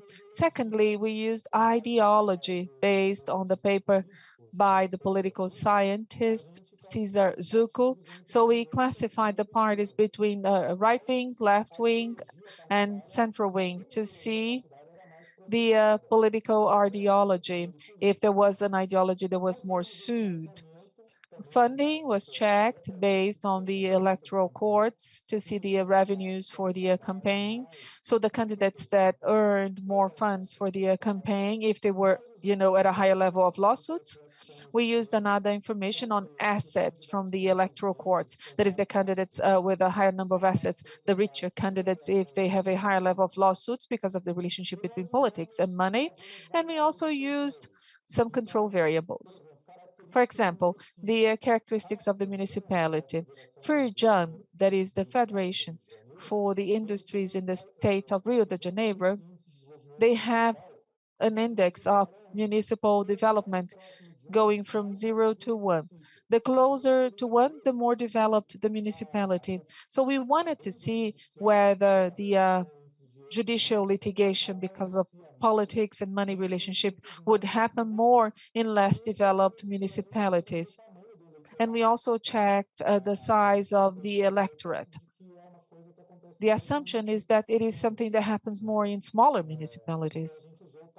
So we used the size as a control variable. 20 minutes. So how many minutes do I have? 5? Okay. So the year of the election was also taken into account. 2008, 2012, and 2016. So these are the variables. So here we have the results of the logistic regression. I'm not going to address the details of the logistic regression because I made this table. We call it the summary of results. So what really matters here in terms of the profile of the candidate that is sued is the following. First, the re-election candidate. The likelihood of being sued increases by 58%. So the re-election candidate has a 58% higher chance of being sued because of the relationship between politics and money than the candidate that is not running for the re-election. So each percentage point of votes obtained in the first shift of voting will increase in average 1.2% the chances of the candidate being sued because of the relationship between politics and money. And if the candidate won the election, the winners of the elections, they have a 90% higher chance of being sued because of the relationship politics and money. So summarizing these three indicators of electoral performance, they're highly significant. The more competitive the candidate is, the higher the chances of being sued because of politics and money relationship. Always highlighting that I'm not saying that they were convicted, they were, sued. They may be acquitted or be accused by the judge. The right-wing category was used as a reference. Statistically speaking, there is no difference between the center-wing and the right-wing candidates in terms of the chances of being sued. However, the left-wing candidates, they are less sued than the right-wing candidates because of this money and politics relationship. So the chances of a left-wing candidate being sued because of politics and money relationship is 88% of the average chance of a right-wing candidate. It's not a big difference, but statistically speaking, it is significant. The left-wing candidates are less prone to being sued because of the money and politics relationship. The campaign revenues, the campaign funds, this was a significant factor. Every 100,000 BRLs that they raise, this increases by 3.1% the chances of being sued. This means that the richer candidates, they have a higher level of lawsuits because of politics and money relationship. Assets. The assets are also an effective item. The richer candidates, they have a higher level of lawsuits. But it's a very small ratio. In every 10 million in assets, 10 million in BRL assets, this will increase just by 0.4% the likelihood of being sued. It is significant, but it's very low. Statistically significant, but very low rate. We didn't see any relationship between the development level of the municipality and the chances of mayor candidates being sued in that municipality because of politics and money relationship, and the size of electorate. Oh, in this case, yes, the number of voters. The politics and money relationship provokes the judicialization of the electoral process. But in regular municipalities, as the number of voters increases, there is a reduction of 0.3% of being sued. We've had more candidates being sued in 2012 than in 2008, 4 times more candidates in 2012 than in 2008, and likewise in 2016. Most likely this happens because we took less lawsuits from 2008. The system that we use addresses more recent lawsuits in the electronic system. 2.4 times more than in 2008. That was the rate for 2016. So these are the results. We have, major candidates being sued. And I don't want to be repetitive about the data. We took the mayor elections and the candidate profile. And the mayors that are more sued are the ones with the profile that I just described to you.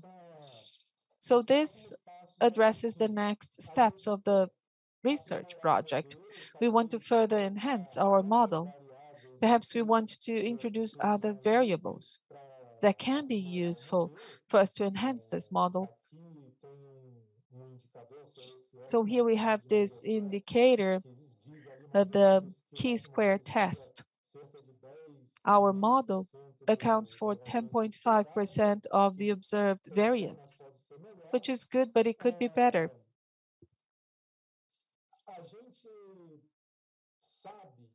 We know who was sued, the passive party, and who sued, the active party. So we are going to develop a network on who sues who, the active and the passive parties, the defendant and the claimant. So today, with the support of two grad students, Rafaela and Jennifer, we are studying the contents of the lawsuits. So we are taking a deep dive into the lawsuits to see what caused the lawsuit, whether it was fraud, corruption, economic disruption. So we are studying all of that. And the final objective is to study the decision, if they were convicted or acquitted. So it's a big database. It's going to take some time to survey the data. But we have this specific work, that is how many candidates are sued and what's the profile of those who are sued. This is the work that we have just finished and we have just introduced to you. Thank you so much for your attention. And I would like to thank Ranulfo that is going to, address and analyze our paper. Thank you. Professor Ranulfo Paranhos from the Federal University of Alagoas. Professor Ranulfo, you have the floor. Good morning, everyone. As time is limited, we are running late. I would like to briefly thank you, congratulate you on the initiative. And I would like to begin by highlighting the importance of studying the relationship between money and politics. This has been broadly investigated. For instance, the studies on money and voting.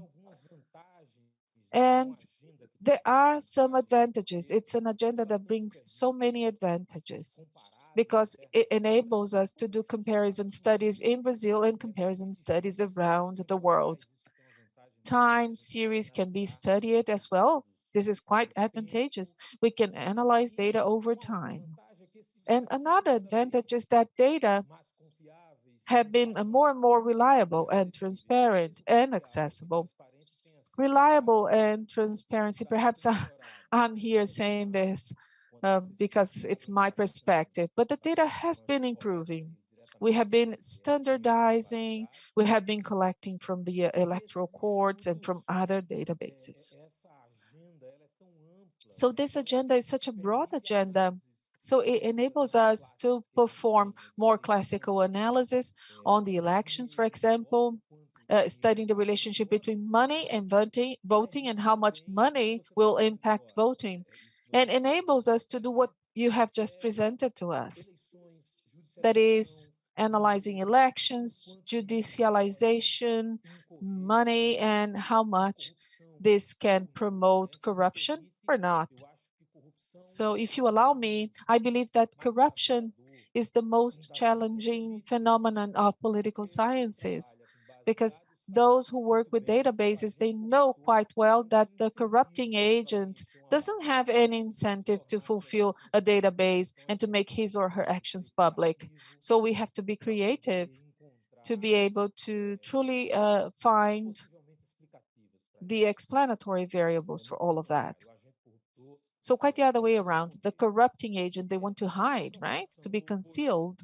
So my concern today, Wagner, is more in the direction of attempting to present doubts. I would like to clarify some points.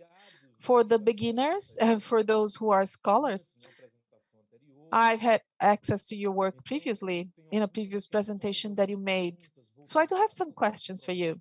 I have my timekeeper here, and I'll try to stick to the time frame. I'll be as brief as possible so that you have time to reply. or to, give us any remarks that you would like. There is a thing that is, for the sake of curiosity, but I also have technical questions.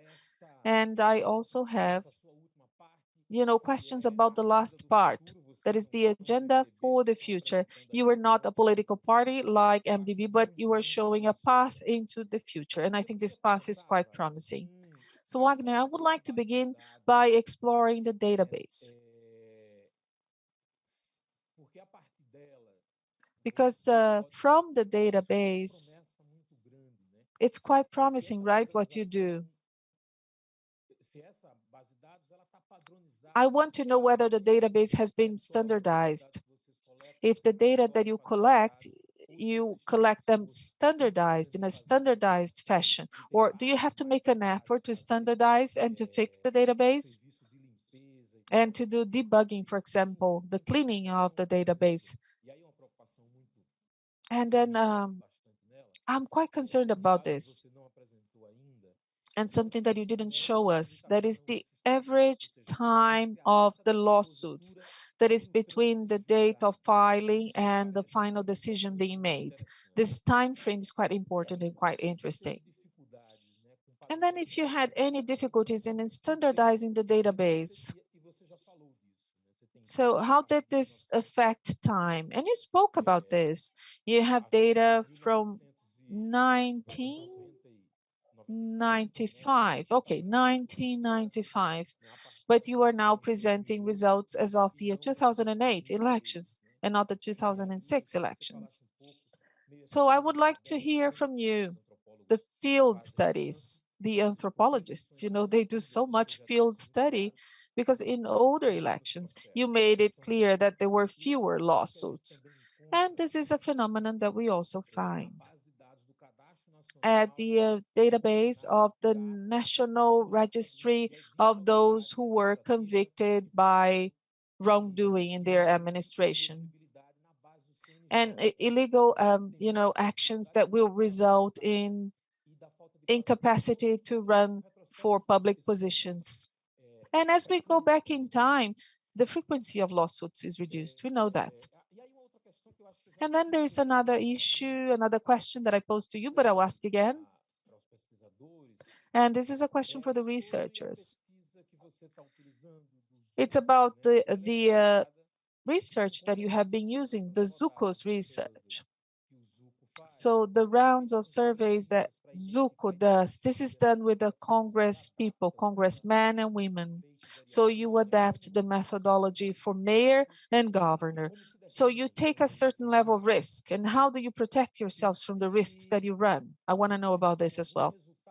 And if you have any preliminary results with the multivariate model that you used to try and identify whether there is a significant difference or not when you take into account the ideology and the different public positions.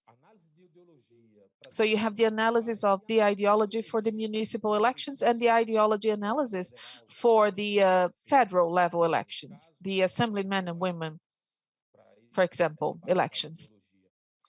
So do you have this? Are you doing this kind of analysis? And how do you intend to handle that?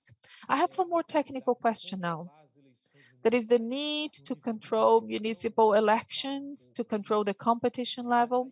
So you spoke a little bit about this when you spoke about the competition. But I'm thinking here about extracting from a database, using a model to extract and analyze the data, the non-competitive candidacies, for example. And then we need to develop a whole concept on this. That is non-competitive candidacy. I mean, the ones that do not pose any kind of threat. And perhaps we see that especially in the municipal elections. So have you considered that? Are you looking into that? And also the revenues for the campaign, this variable, campaign revenues. This is something that always, poses difficulties because we analyze all of the revenues, and then we have non-competitive campaigns with the zero revenues. And then we usually convert that into a log. It has been a logarithmic analysis. Have you worked with that? Have you analyzed that? Or are you handling them all the same way? Because there are many campaigns that are run without funds, and this creates a certain noise. Sometimes it's not even a noise. Sometimes you have issues in the database. And there is something that calls our attention in the results. The candidate that wins the election increases by 89% the chance of being sued. But I was in doubt. The process that is received, process that you analyze, Wagner, is this always a reference to the electoral campaign? Because my question is, you are analyzing all the temporal, the time series, and if you extract from the base the processes where the individual won the election, but the process refers to the mandate and not referring to the campaign or exclusively referring to the elections. So my question is, if you have already analyzed that, if the analyzed proposal always refer to the electoral campaign, and I have some other questions.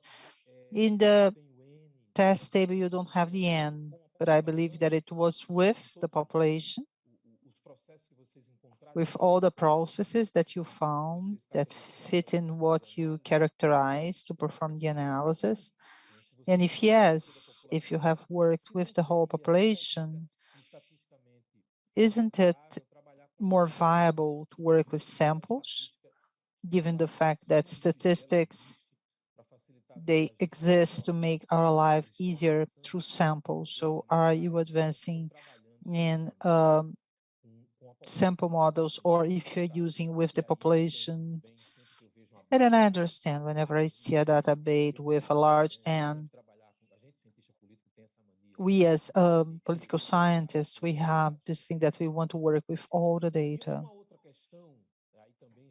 And another point has to do with your points for the future. It's a concern with the timeline series. The ban of a political funding of campaign, does it have an effect on the frequency of lawsuits? So after this new law, has the funding increased or was reduced? Or has the profile changed? I have my two last questions because of time. Is this processes,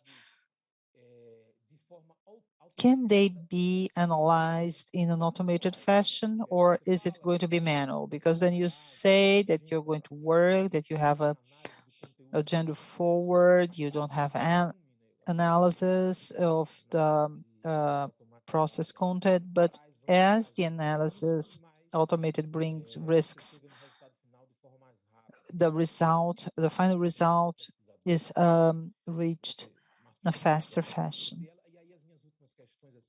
And my last questions, the next steps of the research. My suggestion is to create a severity penalty model. What explains the sentence of this project? So what the penalty that was awarded to these candidates is if the severity implies, so if we are thinking of what is more or less severe, what is a more or less severe sentence, would require money that adjust the loss of mandate, the penalty, the forbiddance to buy public services, among other variables. This is a big challenge to try to find a model that points out to a severity scale of the penalty. And if the time of processing the process implies or have an effect on this penalty, if there are significant changes in terms of time, if the processes with the same characteristics when they were filed or reported, do they receive different penalties? And then it's an analysis of the judiciary behavior, because if the process is the same, the general hypothesis is that it would receive the same penalty if the defendant was found guilty. If there is a significant difference in terms of the region, if this can be analyzed by region or state of the federation, maybe can be more or less severe as a function of this severity.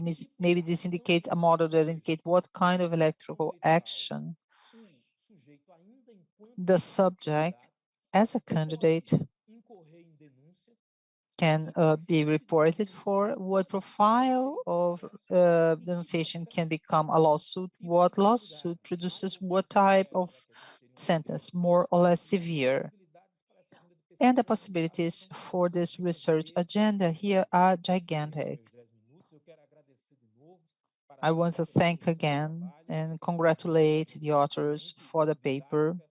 It was very didactic, and especially for researchers, I think we can advance with other underlying questions to be answered in the article that you will publish as the final product of the study. Thank you, Professor Ranulfo. Wagner, we ask, what do we do? Because we would have a break now. And your comments, how do you see? Well, I want to thank Ranulfo very much. He's a specialist in judicialization of electoral processes. That's why he was invited. All the comments are very welcome. I wrote them down, and we will take all of this into consideration when in the final text of our paper. I want to make a comment on two practical questions. In the standardization of the database, it was very time-consuming. Sometimes names are written differently, so it's difficult to standardize. We spent a lot of time in that. And another important point, it's about the candidates. These processes are related to candidates during the electoral process. The starting date was when the party conventions appointed the candidates until the final deadline for the presentation of each lawsuit, because in different categories you have different deadlines. So we did not consider anything during the mandate, only during the electoral campaign. But I don't have any doubt that all of these questions are excellent. Thank you very much. And I asked Paulo if we can pause for, we thought of 15 minutes. Maybe we can do, it was supposed to start at 11:30. We can have 5 minutes and we resume at 11:35. Yes, I think everybody would rather have that. So 5 minutes break, we'll start at 11:35 sharp.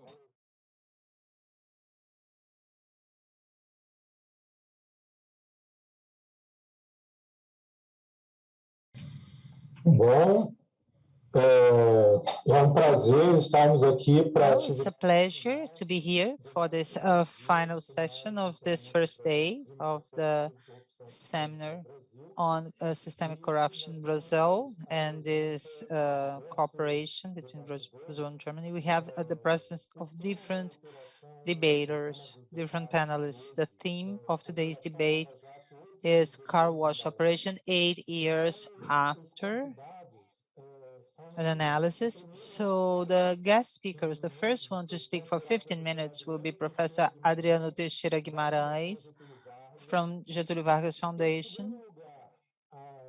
Secondly, Dr. Anda from the Department of Political Science from University of São Paulo, Federal Justice, Fabiana Alves Rodrigues, Thirdly, professor of the University of Oklahoma, Fábrica de Sais Silva. Professor Caio Farah Rodrigues from INSPER would be the fourth speaker.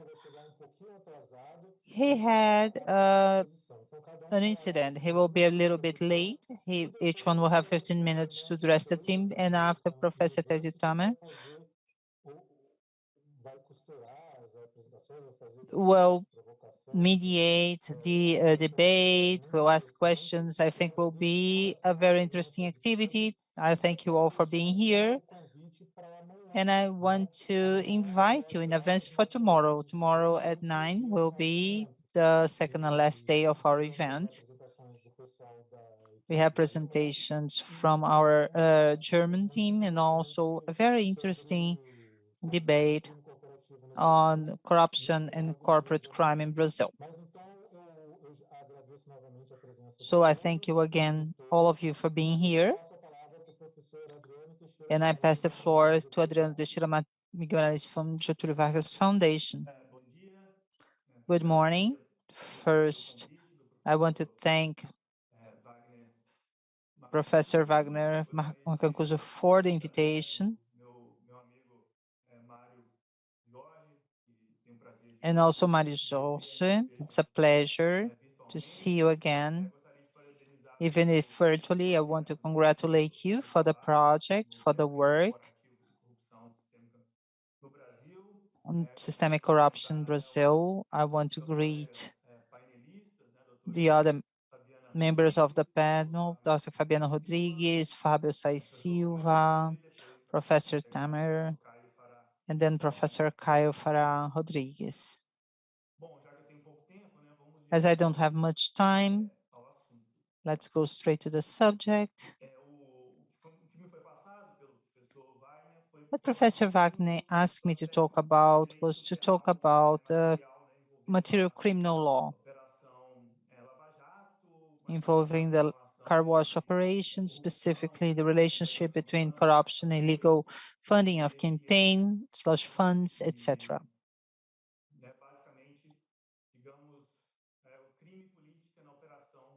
Crime and politics in car wash operation.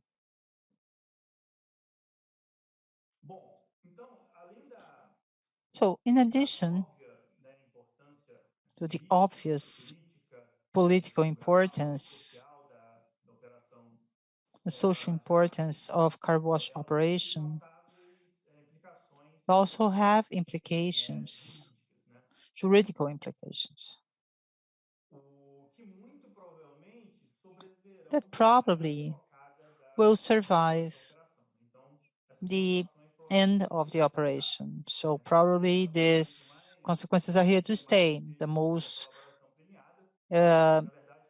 symbolic example is the plea bargaining that allowed most of the information that, and all of this has been improved by science, by the legislators, as we also, well, as we saw recently in the anti-crime code that was proposed, and also the criminal law institutions, which is my area that I intend to develop a little bit further, which these are the questions that were enlightened by the cases brought to court or not brought to court. And one of these is exactly the juridical criminal treatment of political corruption, more specifically the relationship between corruption, stricto sensus, the active corruption, and campaign funding. And why do we have this question? So it's worth mentioning here the basic script of the facts of the car wash operation, notwithstanding its variations and consequences. So basically, it was the scheme established in the Petrobras Supply Board, at the time occupied by Paulo Roberto Costa, that solicited and received illegal funds from companies in the irregular signature with contracts with the state-owned companies granting undue benefits within this contract. Then congressmen and representatives hand and offer the support for keeping Paulo Roberto Costa in this leadership of this board. And here, what's essential for this discussion is that frequently the payments of these benefits was in terms of illegal campaign funds, legal or illegal campaign funds. So in the sequence, first I'm going to address the relationship between corruption and campaign funding, first from the conceptual point of view. Then I'm going to speak briefly about the jurisprudence about this topic within the scope of Lava Jato operation. In the end, I'm going to go for some comments from the perspective of the new electoral code that should be approved very soon. So this first part,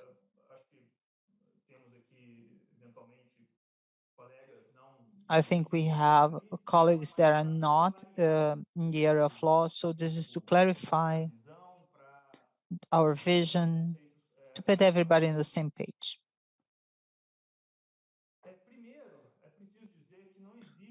So first, we must say that there is no mandatory relationship between illegal funding of campaign and corruption.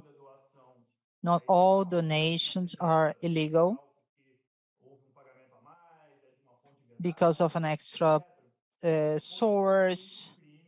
So this alone does not constitute a crime of corruption. We need all the elements of the corruption are there. I don't have time to describe all of that, but this is an undue advantage, probably called bribery, in exchange for a counterpart, for some action by the civil servant. So in the penal article of passive corruption, Article 317, it's a very broad article, but it's not rare that this connection, that it's not necessary, occurs. So as a contingency, we see frequently this connection between illegal campaign funding and corruption. On the other hand, still at the area of electoral campaign, the fact that the electoral donation is irregular does not eliminate the possibility of classifying it as corruption. This will defend if these elements that are typical of corruption crime, the so-called quid pro quo, and also with a similar figure in the German discussion, you have the same elements.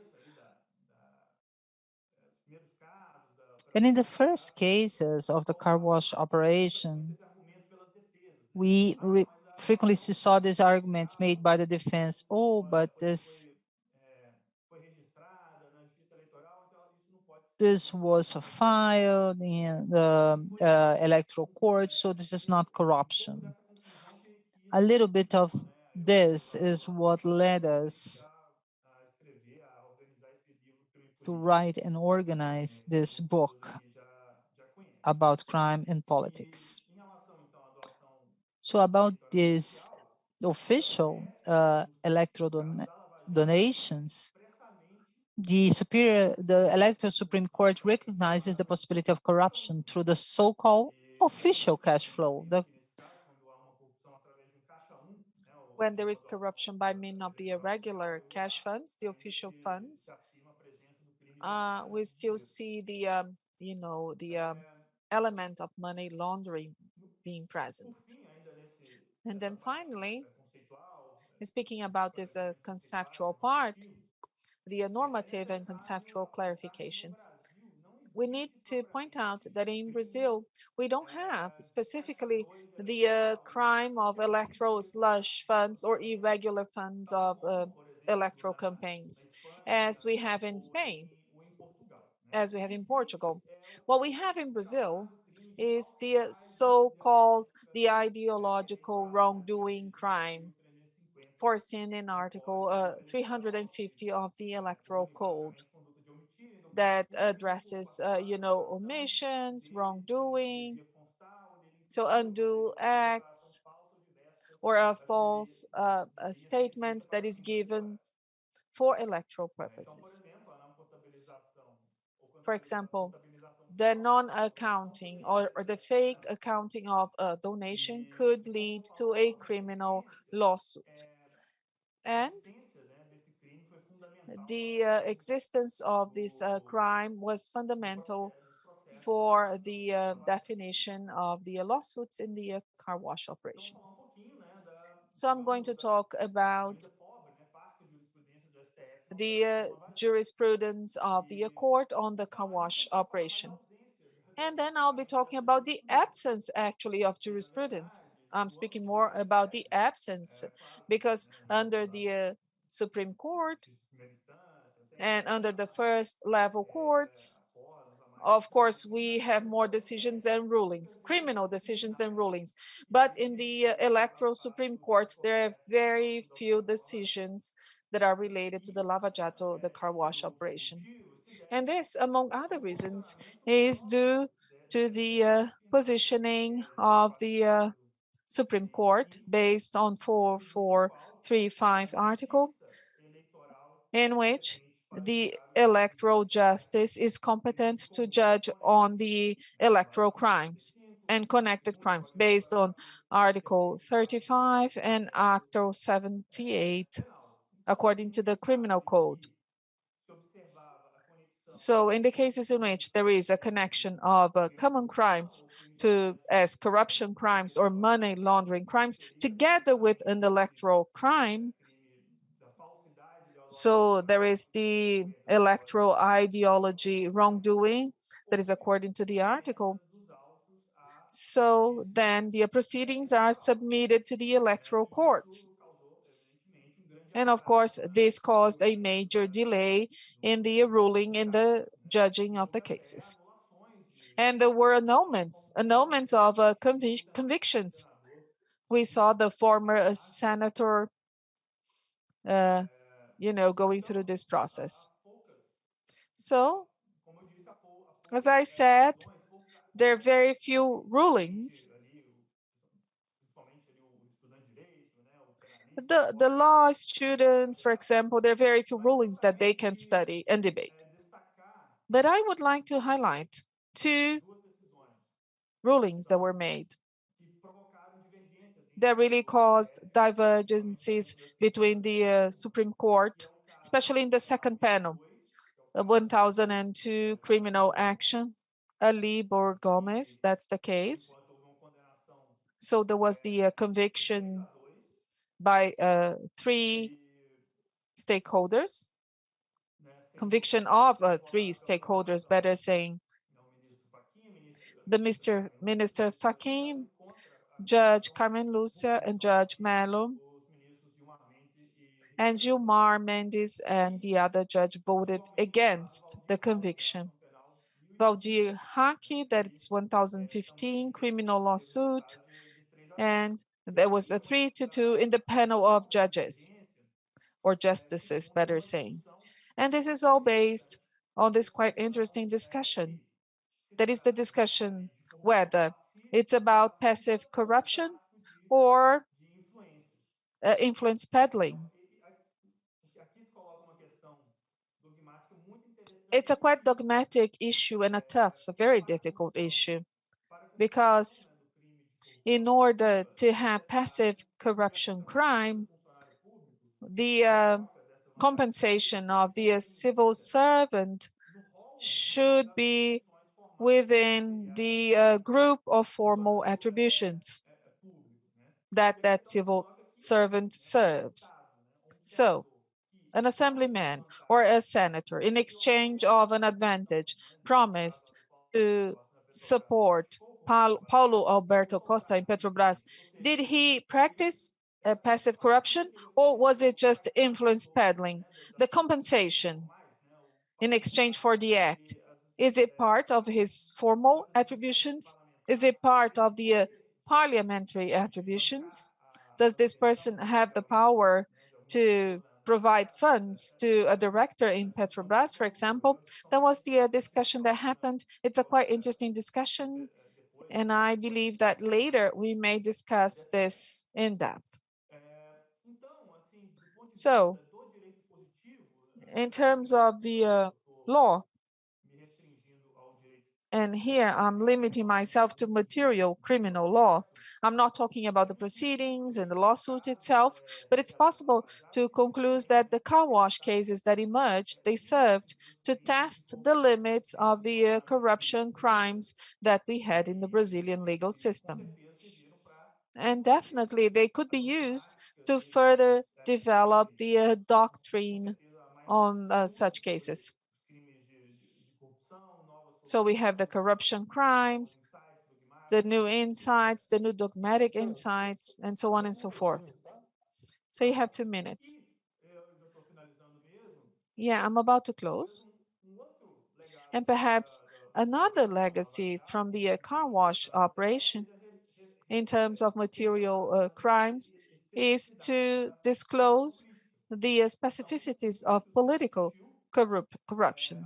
So much has been discussed about a true electoral slush fund crime, that is the irregular funding of campaigns, as a true crime, as we see in Spain and in Portugal, as I mentioned before. In the new electoral code, and I don't know how this is going, but it's a quite mature process. They are about to close this process. So there'll be this suggestion of 2 crimes to be included. One, that is the donation crime, that is the use of resources without the proper accounting, well, with imprisonment from 2 to 5 years. And then I may tell you exactly what kind of conduct is banned. And the second crime, that is the appropriation or the mismanagement of public resources that are allocated to electoral campaigns. So amongst the suggestions, there is also money laundering, special money laundering involving, electoral donations. But what I would really like to highlight is that in addition to the quite interesting issues and dogmatic issues that are quite interesting to all of us here, in regards to corruption crimes, the car wash cases also led us to discussing improvements in the electoral legislation and also the criminal legislation regarding elections. So most likely, as of the next years, we are going to have the justices and all of the stakeholders at the judiciary system. They will have to live with new kinds of crimes that have been enshrined in the legislation. And all of those that are engaged, those who deal with the electoral campaigns, the parliamentary assemblymen and women, they have to be attentive to these new crimes. So I would like to close my speech and thank you again. I just wanted to highlight some issues that should, necessarily study it in depth. And I'm here available for further discussions. Thank you so much. Excellent, Professor Adriano. Thank you so much for your speech. There'll be many topics that will be addressed by the moderator. I pass the floor to Professor Fabiana Rodrigues, Dr. Fabiana Rodrigues. Yeah, I'm the only one that is not a doctor. I'm not a doctor. I'm Adriana Rodrigues. Good morning, good afternoon for those who are in Germany. It's a pleasure to be here. I would like to thank Wagner and Elisangela for inviting me to participate in this debate session. It's a super honor to participate in this German-Brazilian partnership, and it's a pleasure to be here debating with people that I admire so much. And let me share a slide with you now. Entrou, né?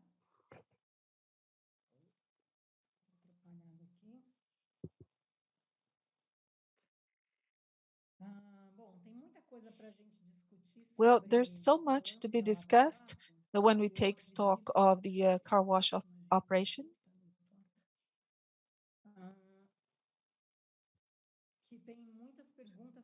There are so many questions that are difficult to answer. I don't have answers for most of them. So my objective is, bringing some topics for debate, trying to be more objective. Normatively, we are not going to analyze this, neither the operation of the judiciary system. So that's why I have this subtitle of what we can discuss, what went wrong and what went right, because we have assumptions on the judiciary system and its effect on democracy. Anyhow, my normative assumptions in terms of car wash, I always like to state that. First, people think that the judiciary system doesn't have the whole role to fight against criminality. And number two, I think that the criminal control is desired so that we can discourage the practice of political corruption. Well, did Lava Jato go wrong, go well? This has to do with many relevant facts that we saw lately, and they are effects of the car wash operation.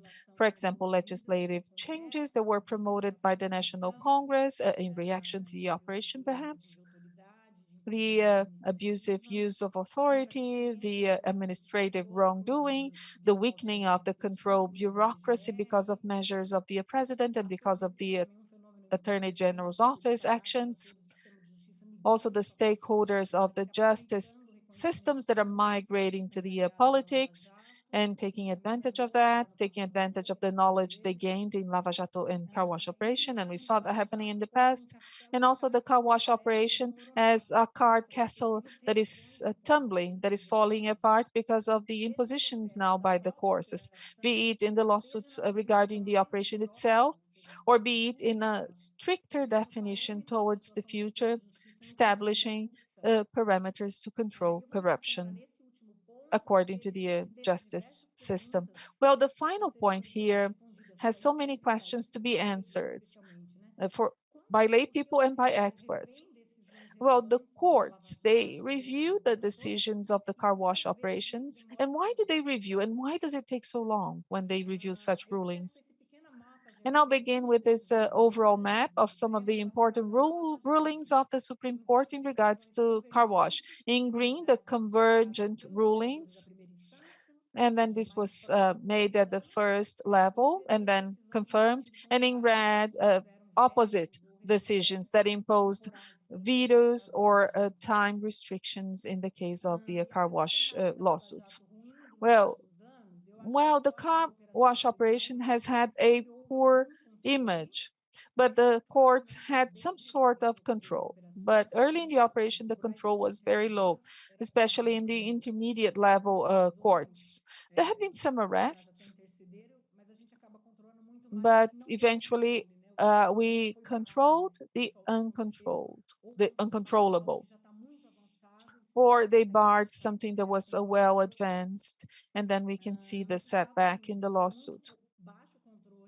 But there was very little control, but then the control was intensified as of 2019. My purpose is not assessing the reversion degree by the courts and by the Supreme Court more specifically. I don't have data about this. I only have data as of 2019. But based on the overall map with some relevant reversions, I would like to focus on one kind of review that will help us to develop a more analytical reasoning to see in which conditions we have fertile ground, so that on the one side, the first level can decide based on the car wash mode of operation, and how the other courts can reverse what happened in the first level, or other cases that have similar characteristics to those of the car wash operation. I think the competence will help us to formulate the assumptions. So here I have this initial draft that will help us to survey the issues for our debate here. Competence is one of the cloudiest issues in Lava Jato. It was a reason for annulment in other operations. So we had a longer length of the lawsuits because they had to restart again. And these are giant lawsuits. And then the stakeholders take too long, and it's kind of stalled. And even the extinction of the lawsuits, because there is the statute of limitation in some cases. In the car wash, There was the reversal of the Supreme Court since the first year in two important cases. They took from Curitiba and transferred to São Paulo, facts related to the Ministry of Planning. And there was another case that was transferred to Rio de Janeiro, the electro nuclear that then gave rise to the case in Rio de Janeiro. In 2019, they blocked the decision at the first level. This was mentioned by Adriano. And then we had the general effects by defining the competence of electoral courts in cases in which we have connections between the crimes. And then one of them is under the auspices of the electoral courts. Well, the Supreme Court annulled lawsuits involving Lula, the former president, and then this is part of the rulings of the court. And there is this case from 2021 involving Michel Temer that was transferred from Rio de Janeiro to Brasilia. So my purpose is not reflecting on this topic, doing a legal analysis only, trying to define what would be the right or the most appropriate ruling in these concrete cases, but I have this perspective of political sciences. And this is how I made the car wash analysis in my dissertation thesis. So that's the initial draft that has two steps. And it's an analysis that tried to extract analytical considerations from the car wash operation itself and how they handled the competence level at the first level and at the Supreme Court level. So there are two key variables here that really model the decision environment in justice. First, three characteristics of the institutional framework: the discretion degree that is granted by the legal norms, the appeal level, that's the pre-judgment by the lower level so that the issue can be discussed. Extraordinary rulings can only be decided at the Supreme Court after other levels have been covered. And the veto in the courts, there would be sufficient votes to reverse decisions made at lower levels. So the discretion level may vary. Sometimes these are new pieces of legislation, so there is no consolidated jurisprudence. Well, rules with ambiguous terms or with a normative deficit. When we think about competence, an old action from the 40s can be used. But I believe that this legislation was not formulated for criminal processes that result from major investigations, these major investigations.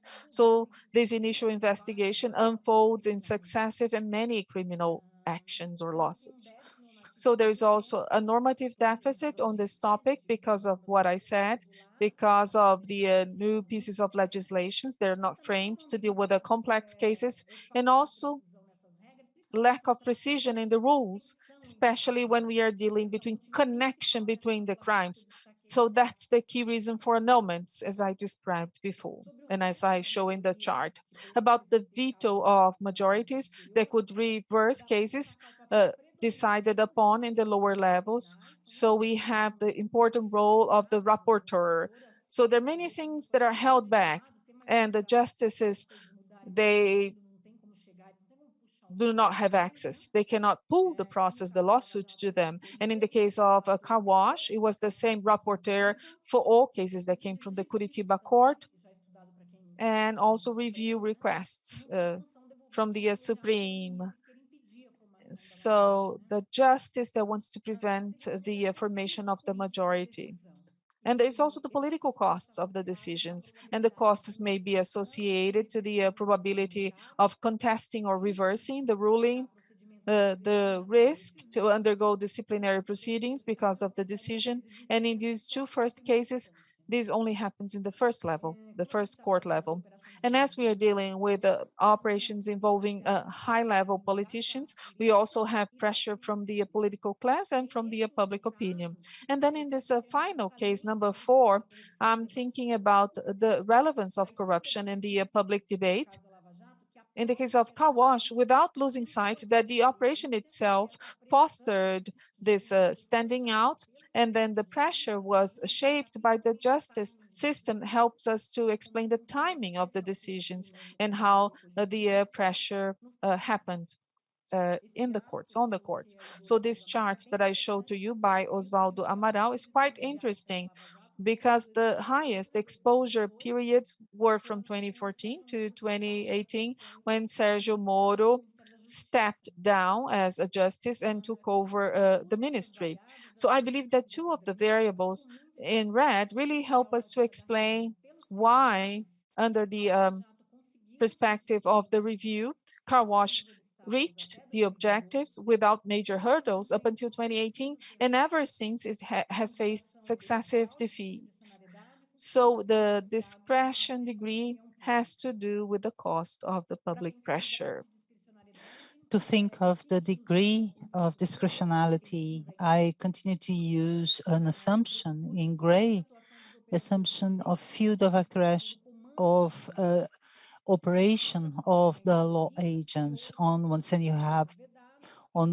side, you have forbidden behaviors and a broad range of allowed actions, and a gray zone in the discretionality of the mode and the time of the action. And then you have the ambiguity.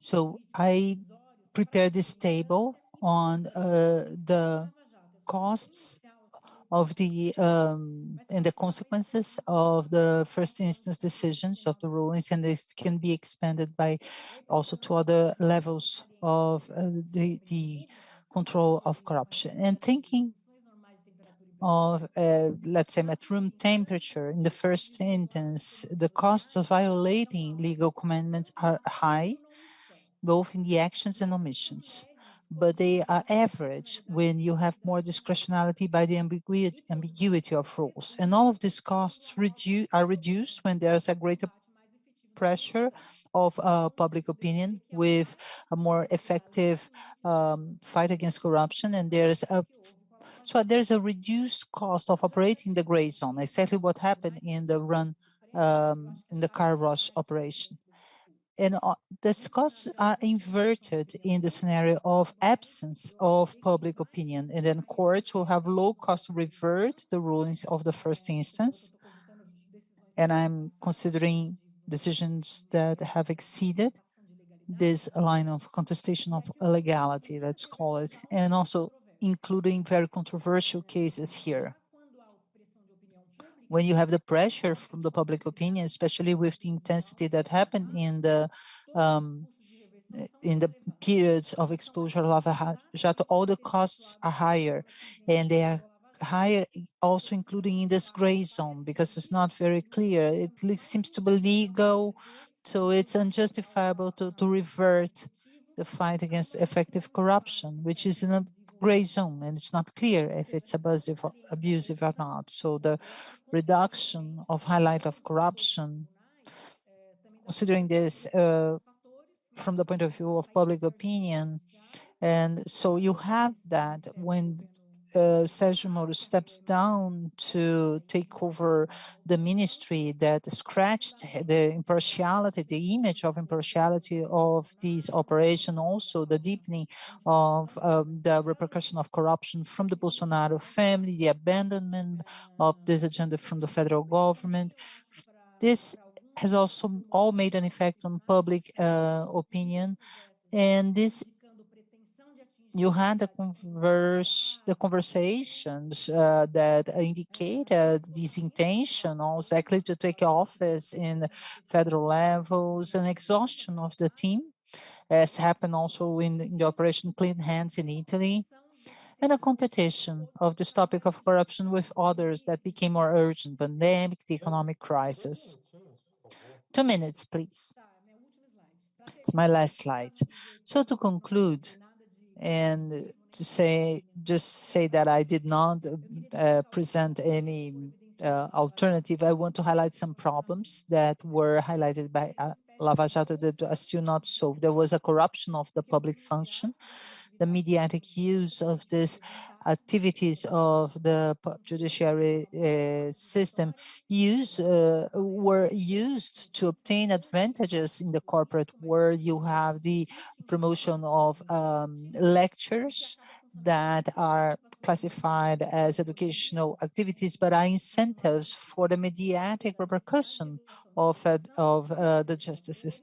So the mediatic exposure of these players, the limitation of the concept of the faculty activities. Lava Jato also had a problem in advertisement versus control of the action of the judicial systems. There is an opacity and a deficit of regulation in terms of international informal operations, lack of records of these actions, the use of private tools and secrecy tools, because the team would force them to use tools that could be controlled, the need of using the publicity for law enforcement investigations. So the opacity must at the same time allow us to control these processes. How is this processes being held in investigation departments from the point of view of efficiency in the control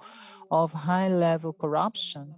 And expanding a little bit from the car wash operation, a point highlights that the timeline in this process are different. On the one hand, the need to promote control, to avoid selectivity, as we had in Lava Jato operation, without objective criteria.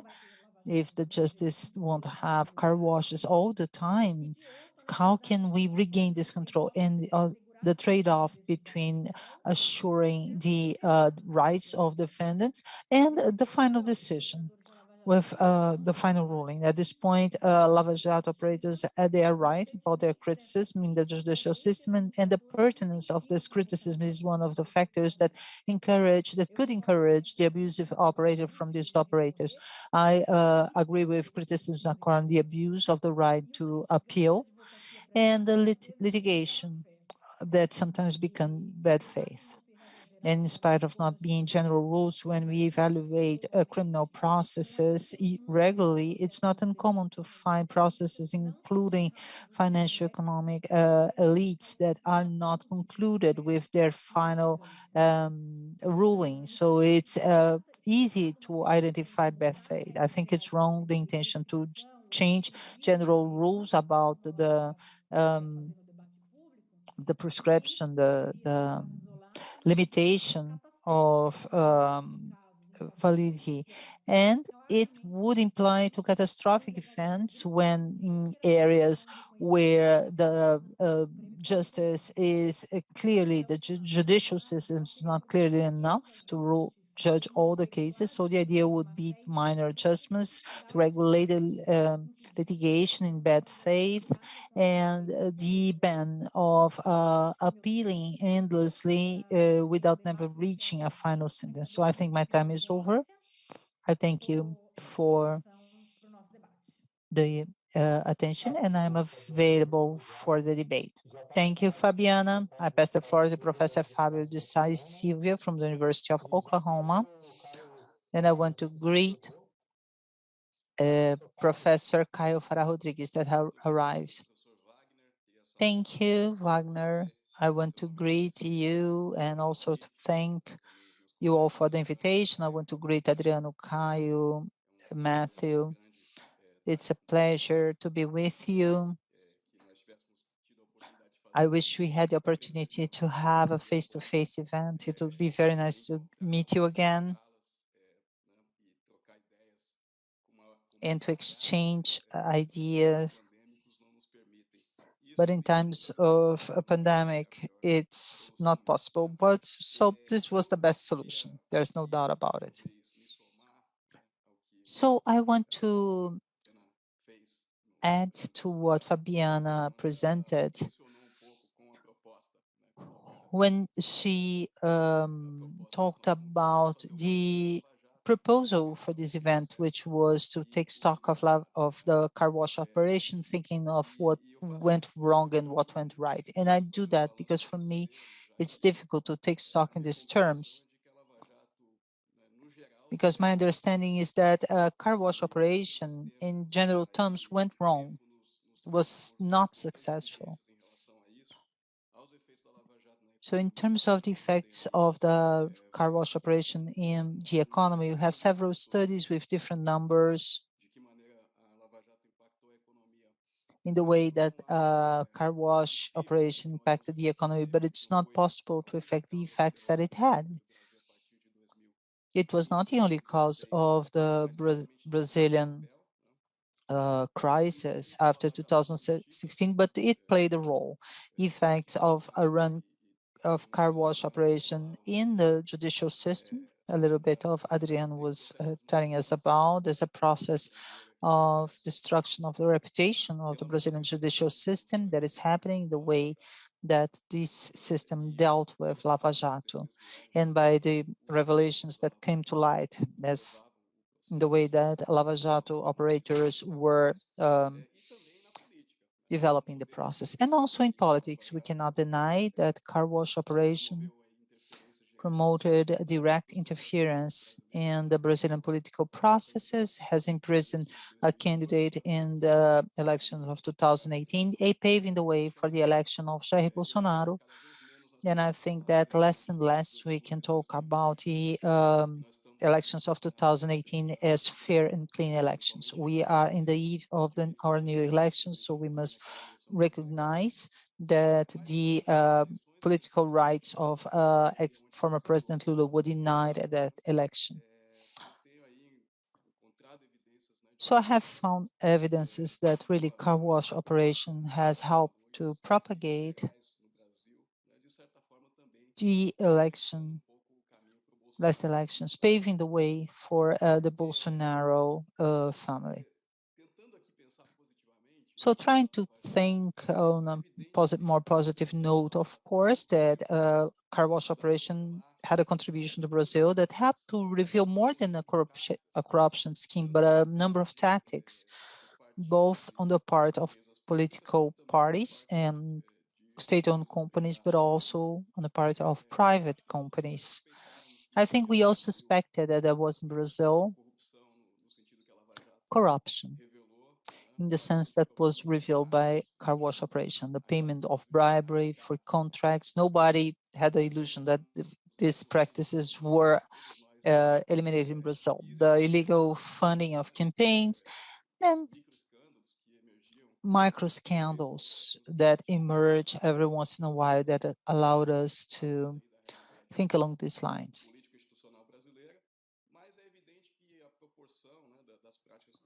But of course, that the proportion of practices revealed by Lava Jato,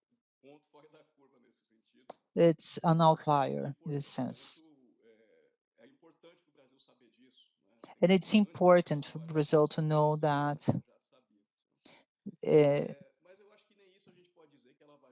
but we cannot say that Lava Jato has done that in an appropriate way. There's that event where the attorney representing Severo, there's a defense attorney showing a spreadsheet and said, you said that the bribery started being paid in 1996. But here, you're saying that they started being paid in 2003. When did you start paying bribery?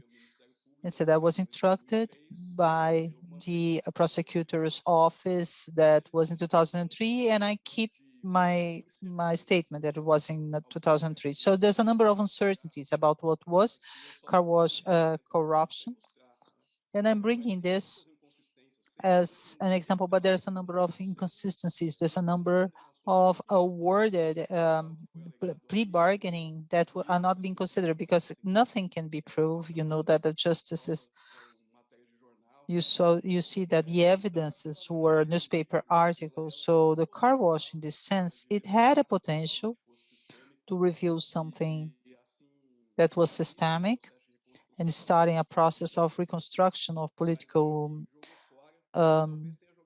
institutions, but it all went to waste. And I think that they have thrown away due to wrong attitudes, corrupt attitudes adopted by the agents, as we can see in the leakage of these informations, but also due to political predispositions by these agents.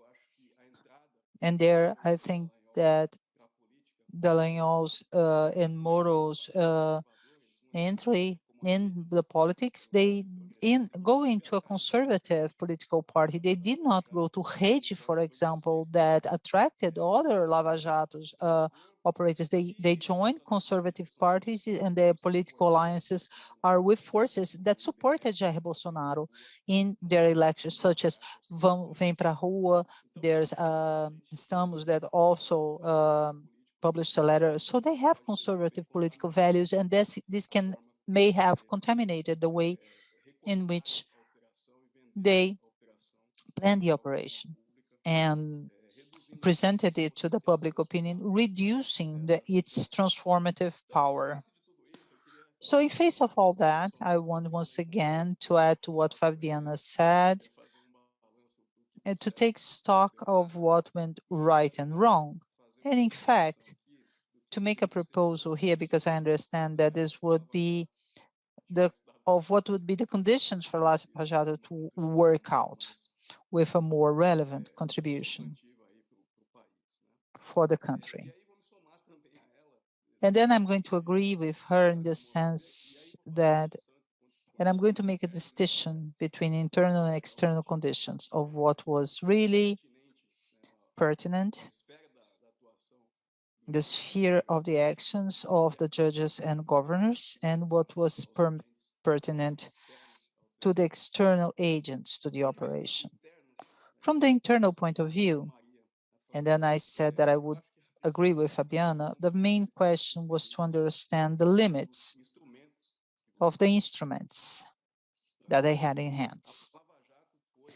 Car wash, as much as even if we had some developments in the non-criminal field, it was essentially an operation based on criminal law.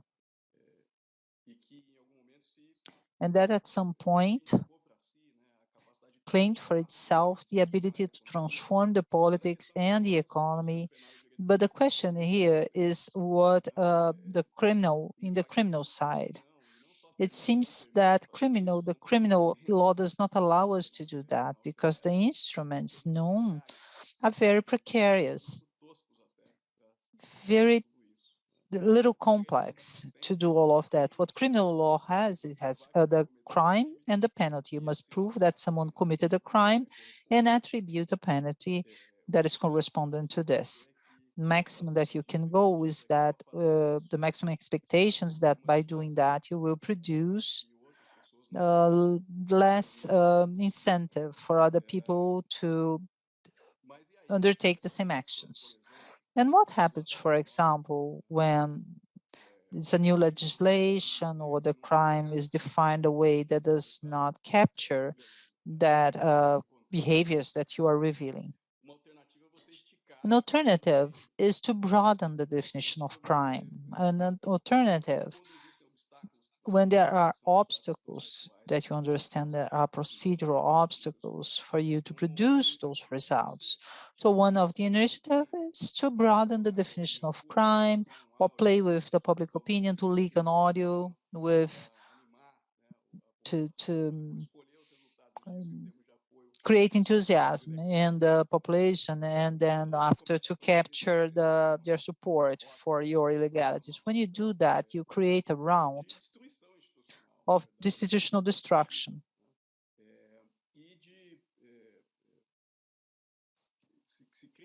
And also, you create a relation between justice and politics which is not healthy.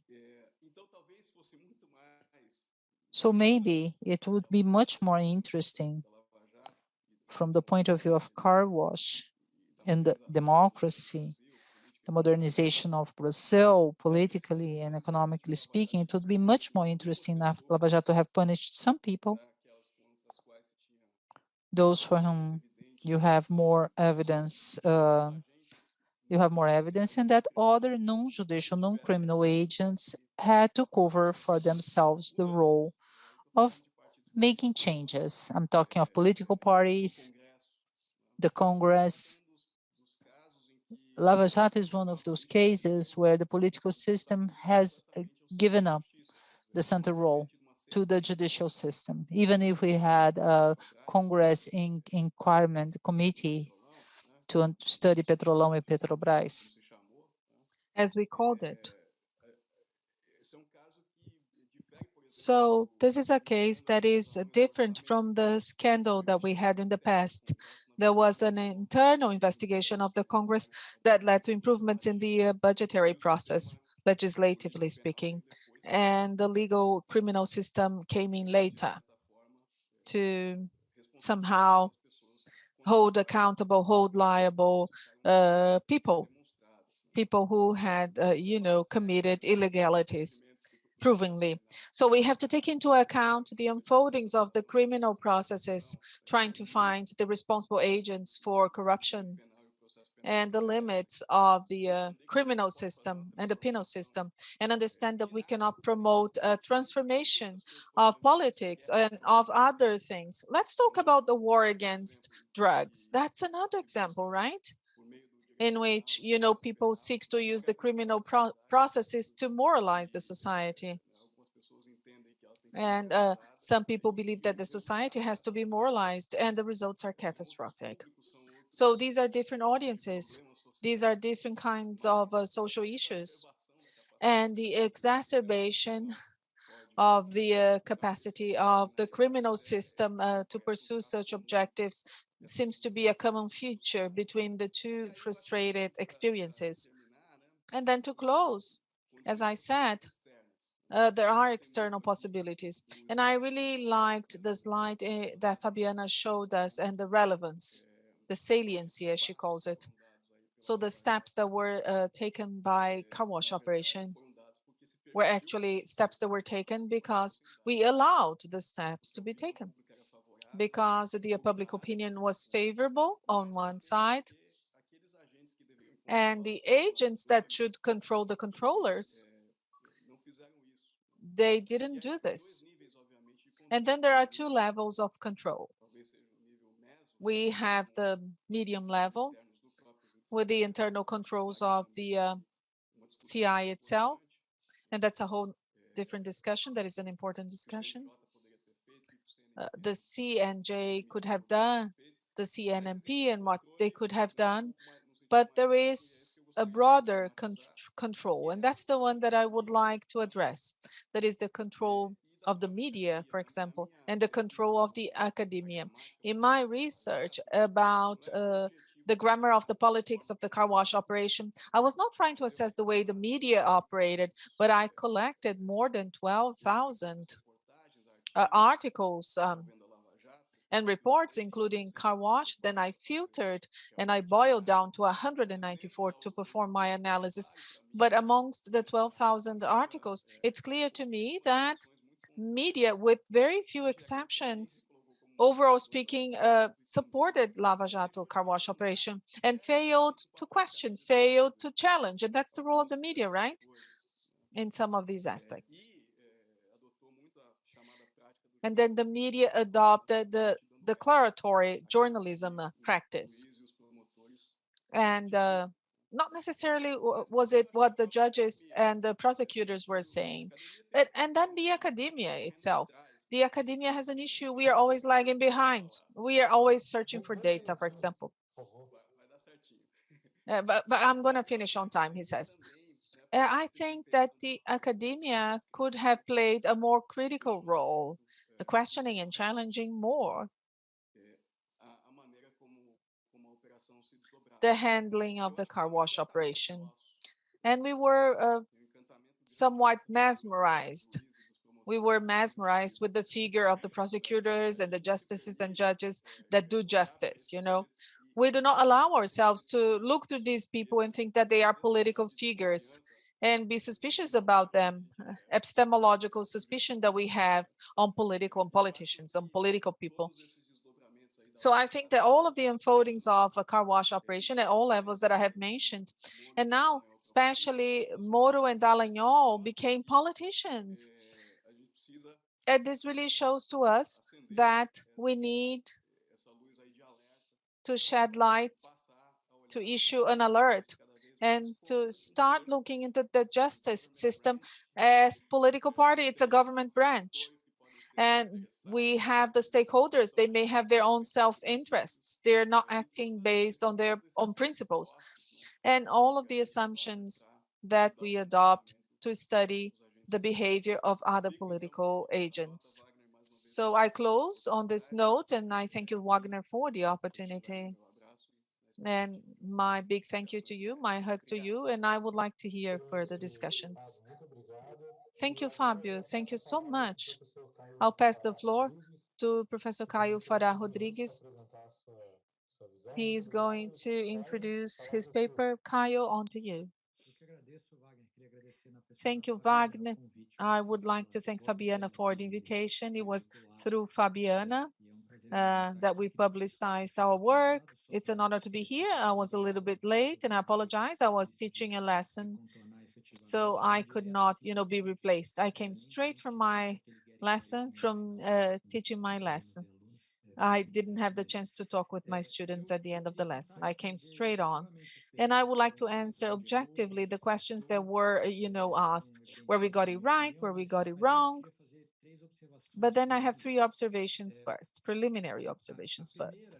The first of which is, as some of you know, I am a lawyer. I am a lawyer as a profession, and I practice law precisely in the leniency agreement area. Plea bargainings for corporations, not for individuals, because I'm not a criminal lawyer. I am a corporate lawyer. And I cover this area. I practice in this area quite actively, by the way. And amongst the many agreements that I participated in, it's been more than a dozen today. It's known that I was the lawyer of Odebrecht in its plea bargaining agreement with the Attorney General's office and the prosecutor's office as well. This means that somehow I am a primary source in this discussion. And therefore, I would like people to know about this so that they can ascribe the value they wish to what I say. I take on my commitment. I take on this commitment explicitly that I'm going to give my opinion here as honestly as possible. And the only commitment that I have is to the professional confidentiality. I cannot disclose confidential elements, but I have no further commitments. I have no further commitments to car wash operation or anti-car wash, movements. That's a tedious discussion, in my opinion. It only leaves a void. It doesn't fill in any empty spaces. It leaves a void behind. So I'm not committed to any of those. Specifically speaking, I'm different from other lawyers, colleagues of mine. I am less critical to the operation. And this should be said. The second observation, preliminary observation that I must say, is that in the discussions about the car wash operation and the discussions about corruption in general, we usually tend to do something that I coined in a debate that I had with Adriano, and I greet you again, Adriano. I learned a lot from you. And then I called it epistemological, anticipated event. That's, a transfer from what's legal to non-legal and then back to legal. Let me give you a simple example on that. So it's quite controversial that Moro was a suspect in the decisions regarding Lula, the former president. And I think he was suspicious. Although I believe that the facts that made the suspicion valid, came later after the ruling was made. So I believe he was as a suspect, even if he knew later. But it doesn't mean that I can believe that the corruption phenomenon in which Lula was involved was actual. He should suffer so many other consequences. That's what I think. And I think that this distinction is simple for a law professional, but it kind of makes the analysis controversial and confusing. What's missing in all of the studies that I read, and I read a lot of studies about this topic, is that people should take seriously the conceptual distinction between two kinds of corruption. And I don't think this is taken seriously. People talk about the distinction between major corruption and minor corruption, but nobody takes this distinction seriously. And it's important, just like we have for common crime and organized crime. It should lead to an epistemological discussion about the two phenomena. And let me use another simple example. Corruption is both the corruption of the bribe given to the road officer as to the construction company bribery, bank, a financial institution, and the bench in which we sit. They're totally different things. There should be different consequences because they have different causes. They have ways of control that differ as well. And we briefly go from one to another, simply go from one to another, thinking that the second type is isolated. I mean, the second one, I mean the construction companies' corruption that has been disclosed in their agreements with the cooperation with the government. The third preliminary observation is that I don't believe that the car wash operation is a monolith, a single object. I think it's a mistake to see it as a monolith. Even as a professional of law that has acted on the cases, on my side, it would not be competent to see the car wash as a monolith. I would be more competent in understanding the different parts, the different organizational elements of the process, because they were effectively separate.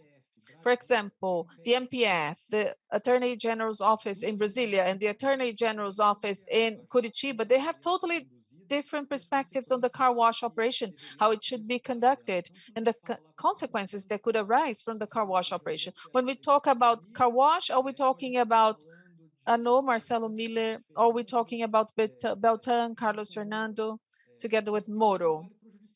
And the same goes for the judiciary system. Do we see the judiciary system as a monolith? The first, second, third, and fourth levels of the judiciary system, is this a monolith? It doesn't seem to be a single thing, a monolith. Federal police, was it a monolith? It doesn't seem to be the case either. So when we say car wash, I must say that I don't know what we are talking about if we don't name names. I am assuming that people refer to the investigation by the federal police running at the first level of the judiciary system with the Curitiba court, the federal police under the coordination of Moro. I have to assume that that's the case. But it's very bad, epistemologically speaking, to think like that. Because most of what we call the mistakes of the car wash operation, they were committed by the Attorney General's office in Brasilia, in the capital city of Brazil. So the plea bargaining with Doxidio and the crime that he reported was a crime that he heard about from the former president Dilma in a garden. And this was not the first or the only crime, but it was quite famous because the plea bargainings were then put at check, because this was not done by Curitiba court. This was done by the Brasilia court. Curitiba court had no relationship whatsoever with that report, with that specific act. So when we take into account these many mistakes, it's like killing a dead dog, as we say it here. When we talk about the wrongdoings, we have to be more precise. So who is responsible for the mistake? Is it the Brasilia court? Is it Moro's fault? Is it, the task force? The task force was also a heterogeneous group in Curitiba city. It was very heterogeneous group. For example, I dealt with them all, the prosecutors of the Kawash, with the exception of one, that was Diogo Castor. And based on the report of all of my lawyers, this was the prosecutor who was effectively more punitive in the worst sense of the word. He had non-reasonable action sometimes. So car wash, is it him? Is it this prosecutor or the team, the other nuclei that we find within the car wash operation? So these were my three preliminary observations. It's difficult to speak about the things that went right and the things that went wrong at car wash without specifying these elements. Okay, I'm going to suppose that we are now discussing the mistakes of the task force in Curitiba with the Moro and with the federal police in Curitiba. So we had the ministry.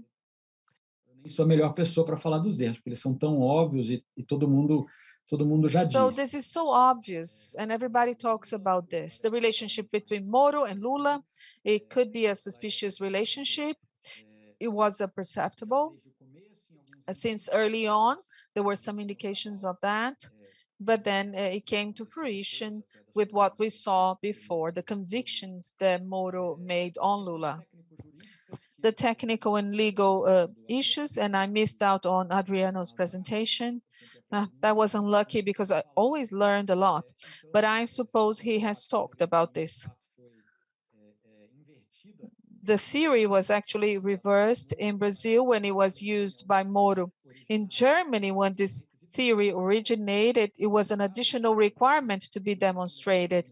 That is, the leader of a certain organization knew about the fact, and it became a presumption of the occurred fact on who is the leader, because the leader not necessarily knows the acts of the subordinates. And the Moro used this theory.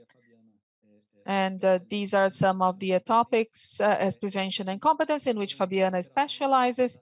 And these were the changes that were made effectively in the discussion of the operation.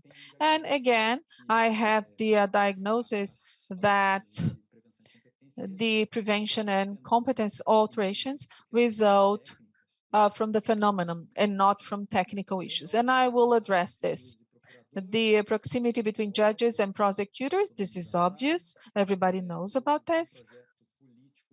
A political project that is linked to a criminal lawsuit, a criminal action, this seems to be obvious. A religious bias. And all of that is killing the dead dog, as we say here. I would like to talk about something else. And basically, I would like to make an observation from the internal strategy of the operation, about the internal strategy of the operation. There was a strategic mistake of the operation based on its own objectives. And this mistake is worsened by the fact that it had been identified as a potential mistake in Moro in his famous article on manipulation. So he had seen the risk of committing this mistake, and even so, they made this mistake. And this really shows that they were obsessed by any other kind of consideration on their vision.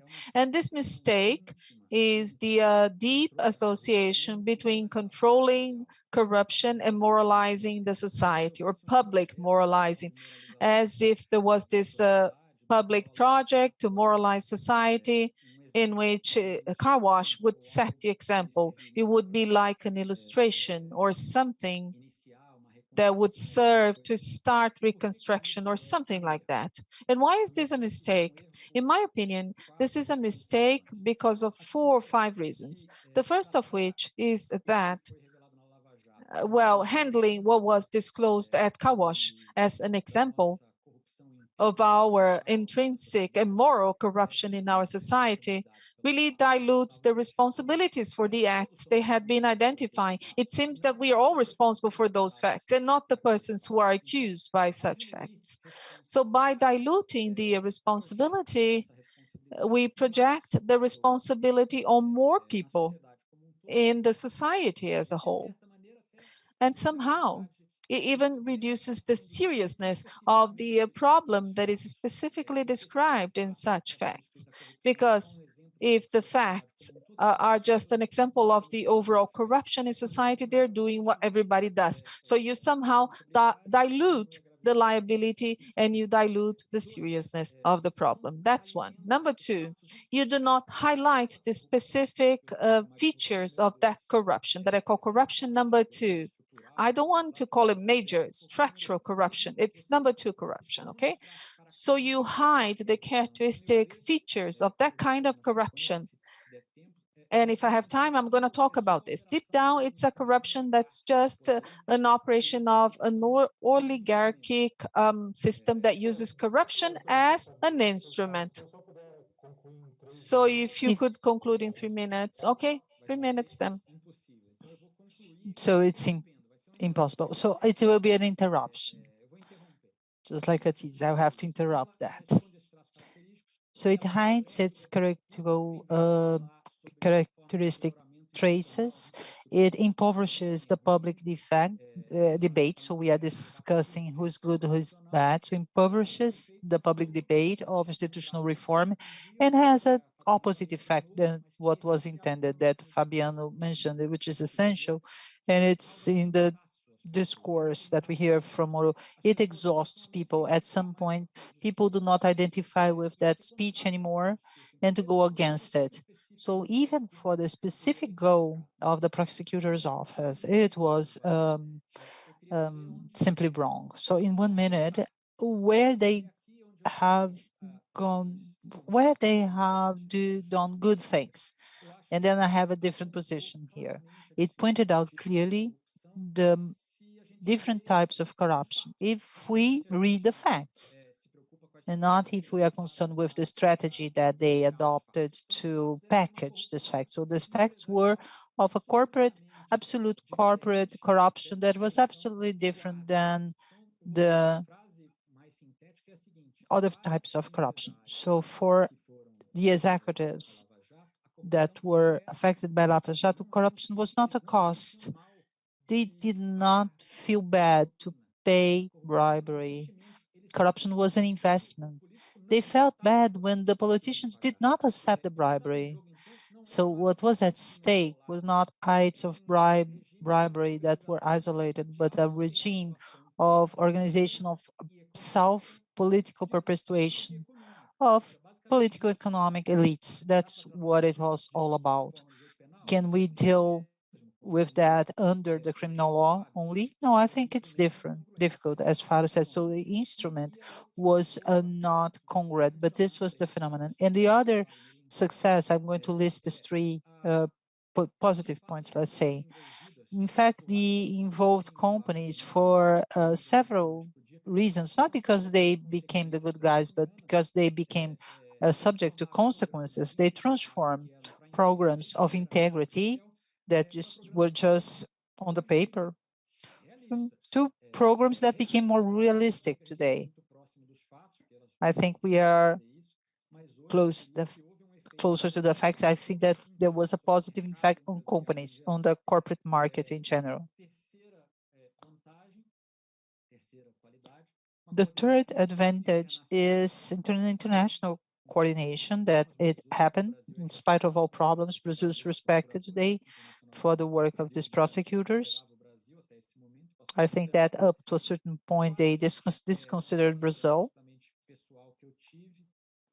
Fourth, personal experience that I had that I call emergence of the rational emergency in the prosecutor, in the general attorney's office. These people had to go against their superiors at some point, especially in the Temer administration. And as a primary source, I can tell you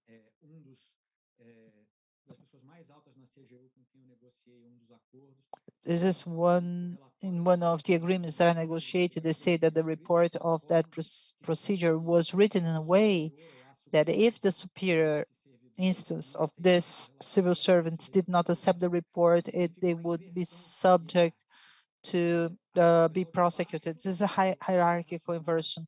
So people from the lower instances are trying to tie the hands of those who were above them to avoid the corruption.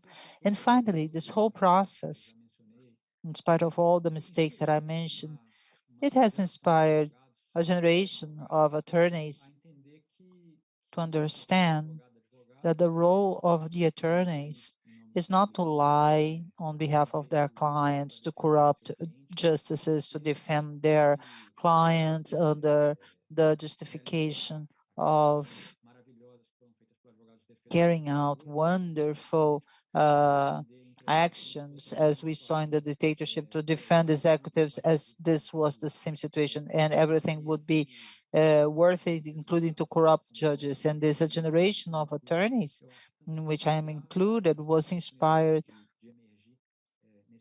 by the actions, the good professionals that we had before us. Thank you for your presentation. I'm sorry to interrupt.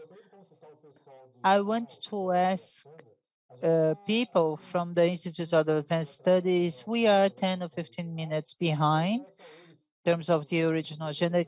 Can we extend this for 10, 15 minutes so we can have a little bit more time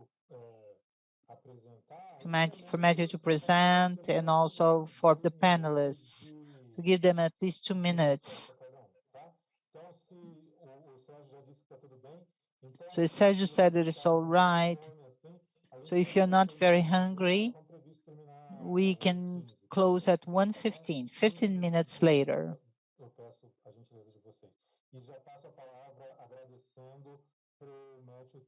And I pass the floor to Matthew Traylor for his presentation.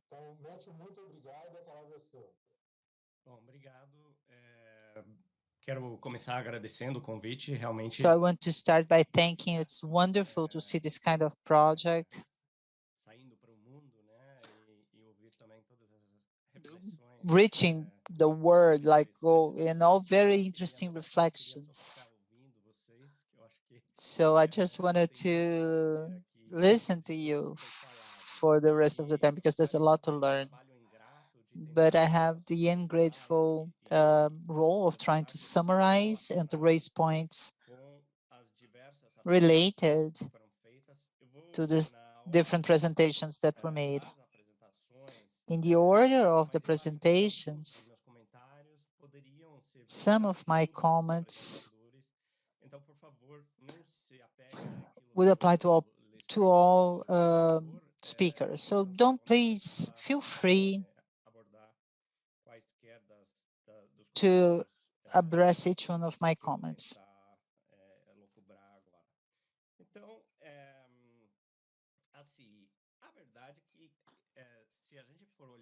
So in fact, if we consider all the presentations, they became progressively more politicized, political. And I mean that in the more general sense of the term, without any judgment of value, but in the sense that as the presentations evolved more and more, we thought of thinking about the politics and how this influenced Lava Jato in all of its complexity without thinking of the politics. But when I heard Professor Adriano speaking, I was a little bit restless as a political scientist hearing his presentation, because his presentation is coming from a specialist in electoral law. It's a presentation that was curious because politics are not included here, although it's a sphere of law that is essentially a political one. And my restlessness comes from his interpretation that seemed to be a little bit passive, based on laws, and not thinking about the origins of this law. For me, when I think of Lava Jato as an example in the international law, in international compared politics, we must think, where do these laws come from? Where do they come from? And why political crimes are difficult to approach? So if I'm not mistaken, you say that one of the legacies would be to reveal the specificities of political crime in Brazil. I agree that there was this impact, but I want to hear a little bit more about the difficulties that the Brazilian electoral justice had to deal with these crimes. I agree with Fabiana that the judiciary does not have the role to fight crime. But at the same time, we must take into account that the electoral justice specifically in Brazil is built by the political system. And these will impact the possibility of this electoral justice to effectively address the crimes that were discovered somehow in the case of Lava Jato. So if you could bring this political side of your analysis, what would be your vision on the capacity of our electoral justice to approach some of these questions? It's always good to remember that not all elections, political donations are illegal. I share this vision with you, but I want to hear from you if you think that the judiciary, the electoral courts have the possibility of effectively addressing this question. So Fabiana, I'm going to pass on to you. As usual, I love your presentations. I share many of your points of view, but I want to understand more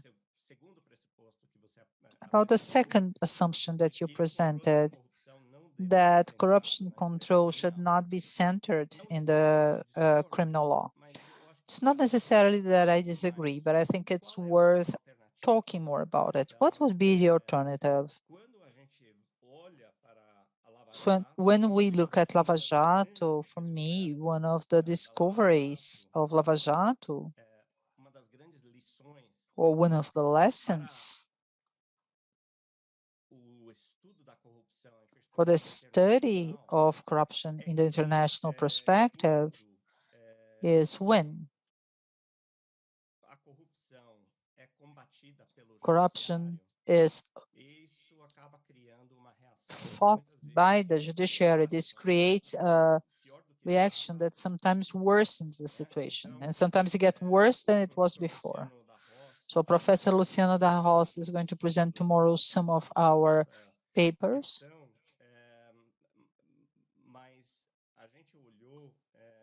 But we have considered 4 experiences in which the judiciary has led attempts to fight corruption: in Italy, in Indonesia, in France, and in Brazil. And I agree with you that in none of these places it has worked out. I agree with you that it's difficult to think how the judiciary could effectively lead a reform against corruption. But I wanted to hear more about what you think when you say that corruption control should not be focused, should not be addressed by the criminal law, and how Brazil should address this. I think that one of the great findings that you brought to us is that you did not use the word, but there was a window of opportunity that was open in 2013 in Brazil that hardly Lava Jato would have appeared without this window of opportunity. It was a combination of economic crisis. There were the demonstrations, a certain political gap. So this gap allowed the opening of Lava Jato in a way that would not be possible if the political dominance stayed the way it were in the 90s or in the 2000s. There was a lack of political leadership, a fight between Eduardo Cunha and Dilma's administration. So hardly could we think of Lava Jato without this political window. But I want to provoke you a little bit more and ask about even all that you presented about the political costs, about this issue of the highlight on the fight against corruption. Could Lava Jato have worked out? Could we think if they have used other tactics the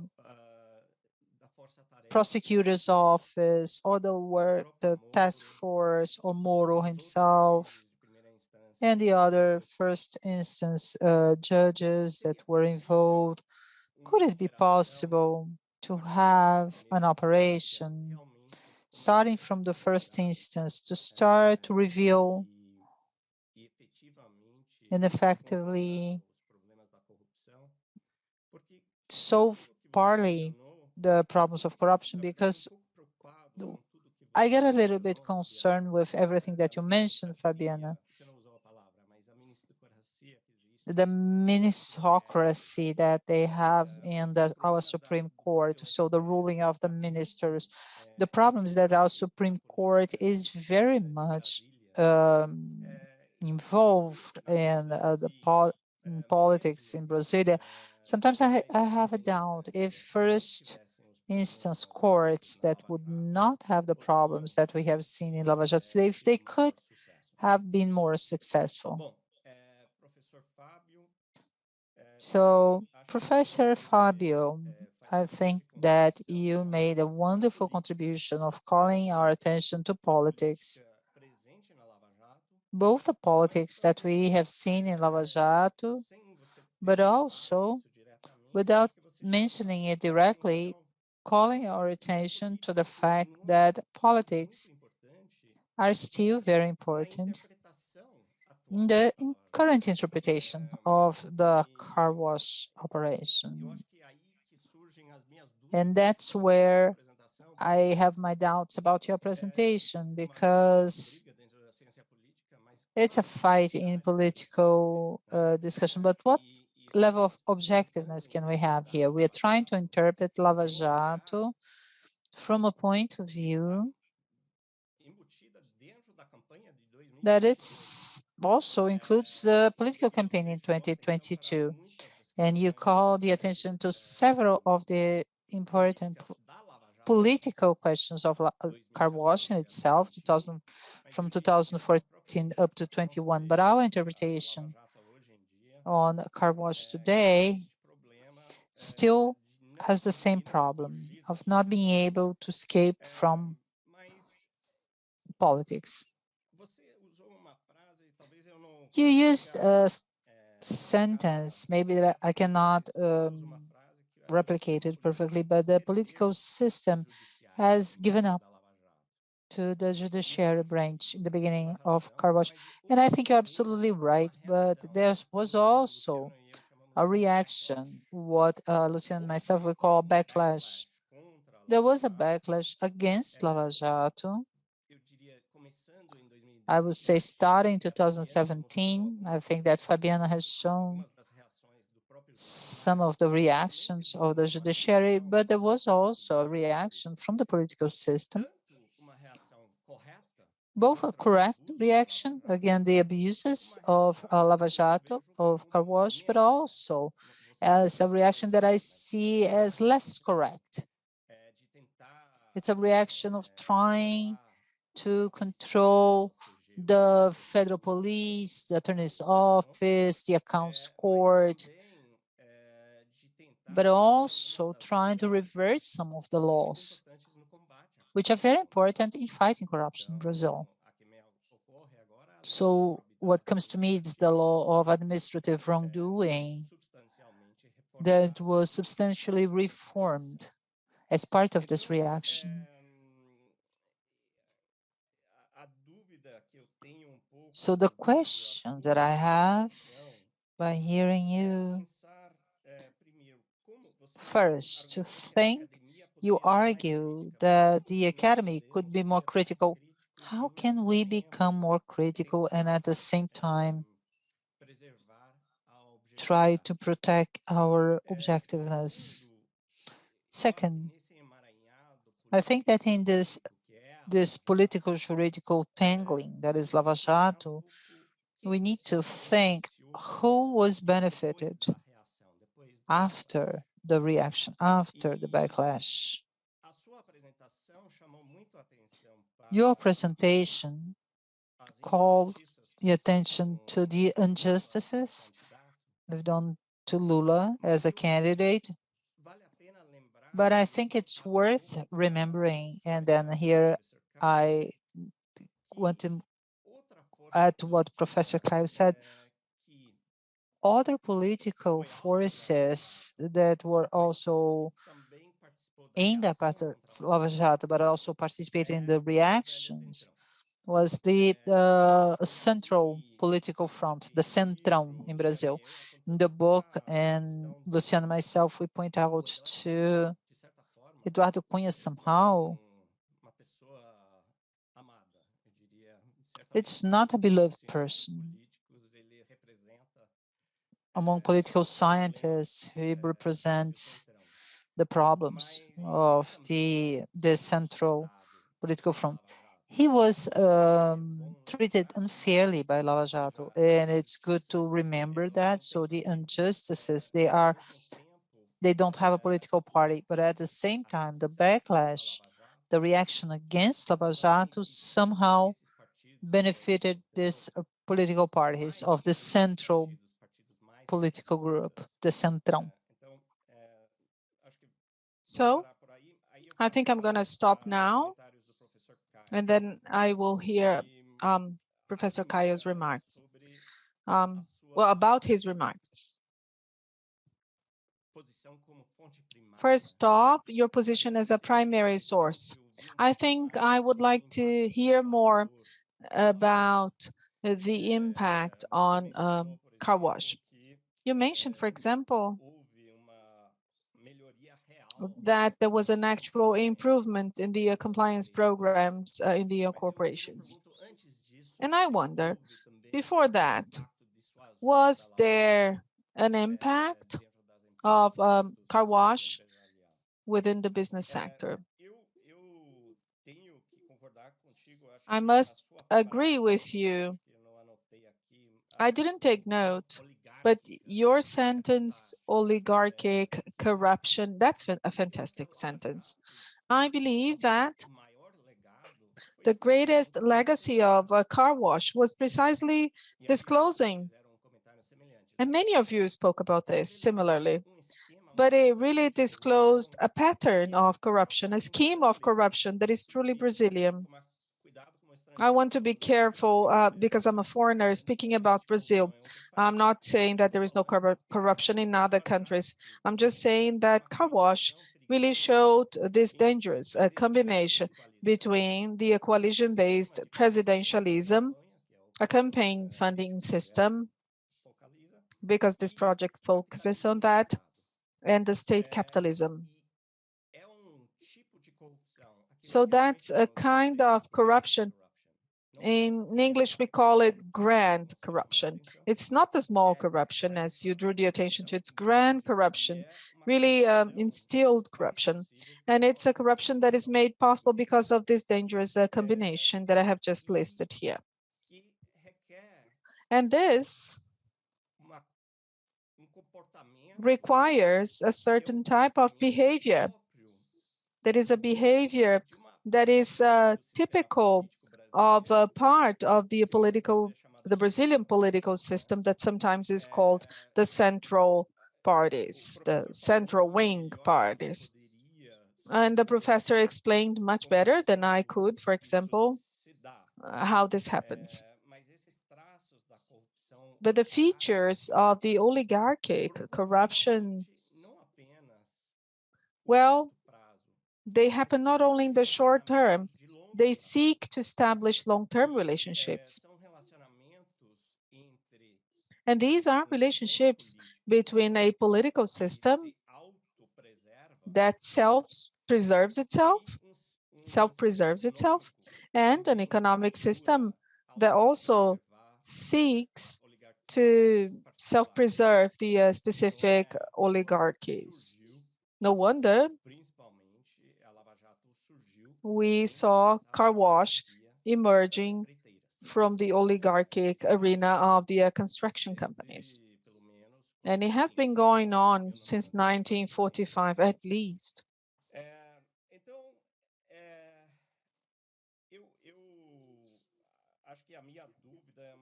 So I believe that my question is a question that we all have in mind here.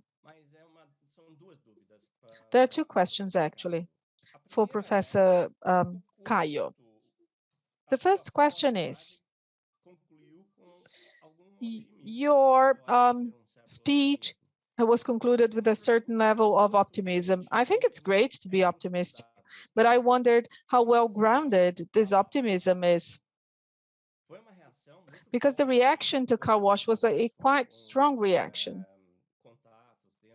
When I talked to my contacts within the Attorney General's office and other controlling agencies, I agree that it's a rational bureaucracy. It's a well-qualified bureaucracy, but it is a kind of bureaucracy that has been discouraged, highly discouraged. And then I wonder whether this positive legacy will carry on in the new administration and in future administrations, or whether this reaction, possibly go on. The second question that I have for you, Professor Caio, is whether the regime of self-perpetuation that Professor Caio mentioned, of this oligarchic kind of corruption. So how can we interrupt this system? And I'm being unfair. I'm a political scientist, and everybody, with the exception of Fabio and Fabiana, are not. Everybody is not. So how can we disrupt this self-perpetuation behavior, this self-perpetuation system within the legal institutions that prevail? Should it go through the judiciary system or not? And I really liked the idea that car wash would have inspired a whole generation of lawyers, both because of its mistakes and because of its successes as well. But I think the question remains. The solution for this dangerous combination between coalition-based presidentialism, campaign funding, and state capitalism, should it be, part of the judiciary system? Should this encompass the judiciary system? I concluded in less than 30 minutes, so I pass the floor to everybody in the panel. And I do this because I really like to hear you. So I'd rather you spoke than have myself speaking. So I appreciate the invitation, and I learned a lot from what you said. Thank you so much. So Matthew, we have 5 brilliant people. The result would be no different, right? Very good presentations, very good debate. We have a practical issue. Our limit is 1:30. So we also have an agreement with the translators. So we have 15 minutes approximately. So I'll give you 3-4 minutes each, please. And now we pass the floor to Professor Adriano Teixeira. Very well, I'm going to be very brief. I would like to deeply thank you for the questions and provocations from Professor Matthew Taylor. Pleasure to meet you now. And I really focused on the challenges of car wash in terms of the material criminal law. There was little about politics because my contribution is based on my lack of proficiency in political sciences. I lack this knowledge. But what I meant in the end is that car wash really showed the difficulty of learning about the distinction that was well explained by Caio. And I congratulate you again, Caio, on explaining this, because we always learned. We shared a panel in 2018, quite interesting panel, by the way. Well, criminal law learning about the distinction between common corruption and corporate or political corruption or systemic corruption, especially in Brazil, because we have a very few criminal titles. And we have other countries, Germany, that has parliamentary corruption, other kinds of corruption. Here, everything is on the 317, that is passive corruption, money laundering, and so on and so forth. So it's really difficult to, establish this complexity using very few criminal titles. So that's why we stretch out the coverage of the, criminal articles that we have. And now about the electoral justice. Well, that's a proceeding challenge. The issue is a bit different. And to be quite objective and honest, I don't really know. I cannot assess whether electoral justice can really handle these cases. I'm not, a member of the electoral justice. I don't know it in depth. So the objective answer that I can give would be very on the surface, very much on the surface.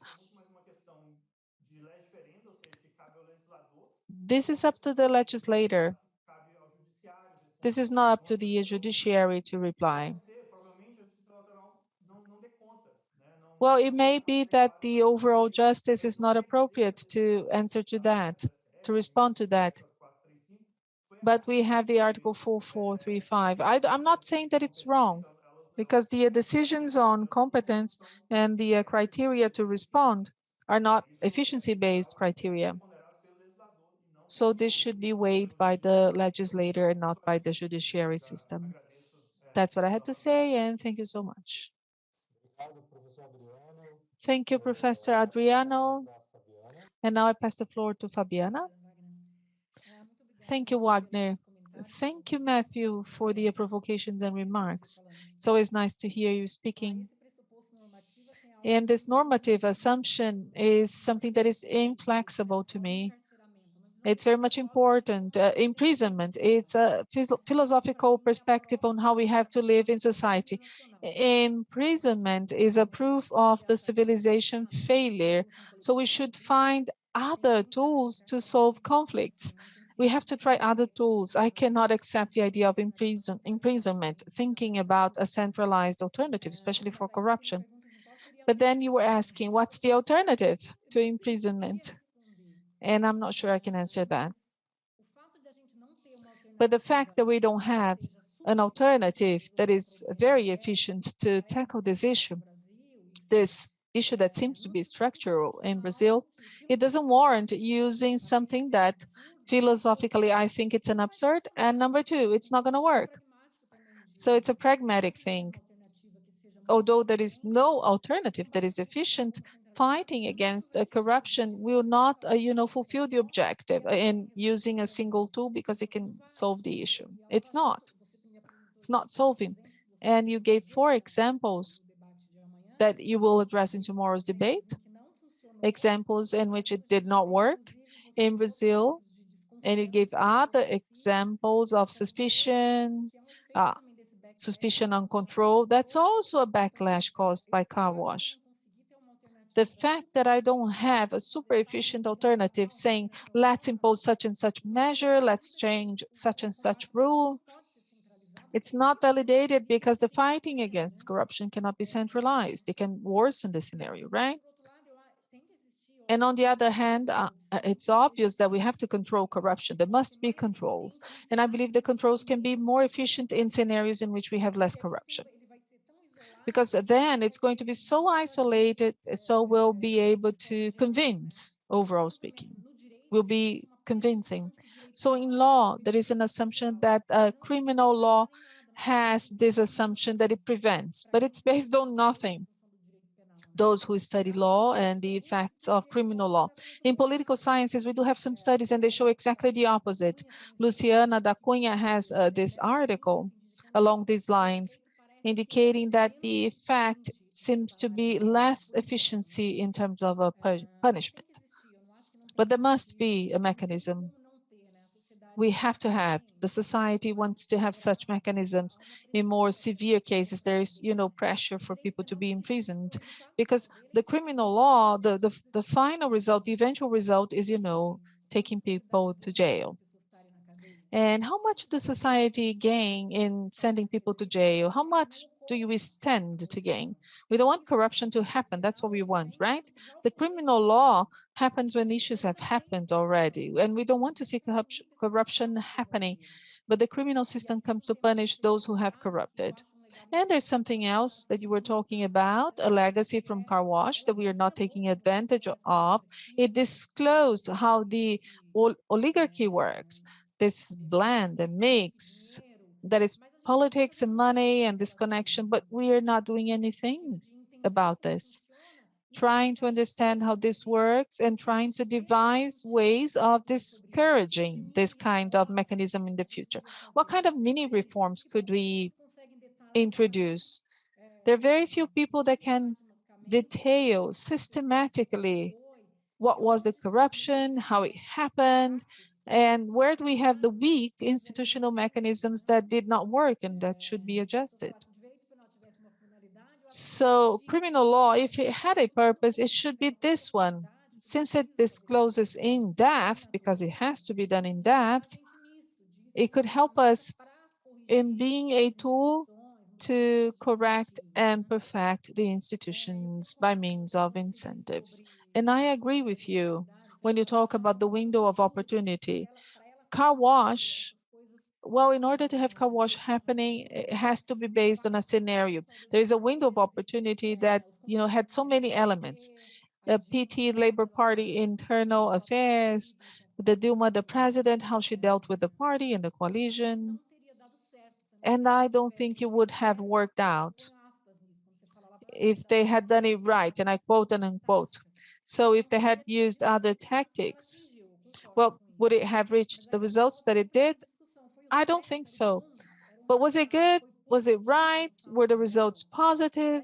If we take stock of this, even for those who were engaged in the car wash, well, if the results were authentic, let us moralize the country, let us put an end on corruption.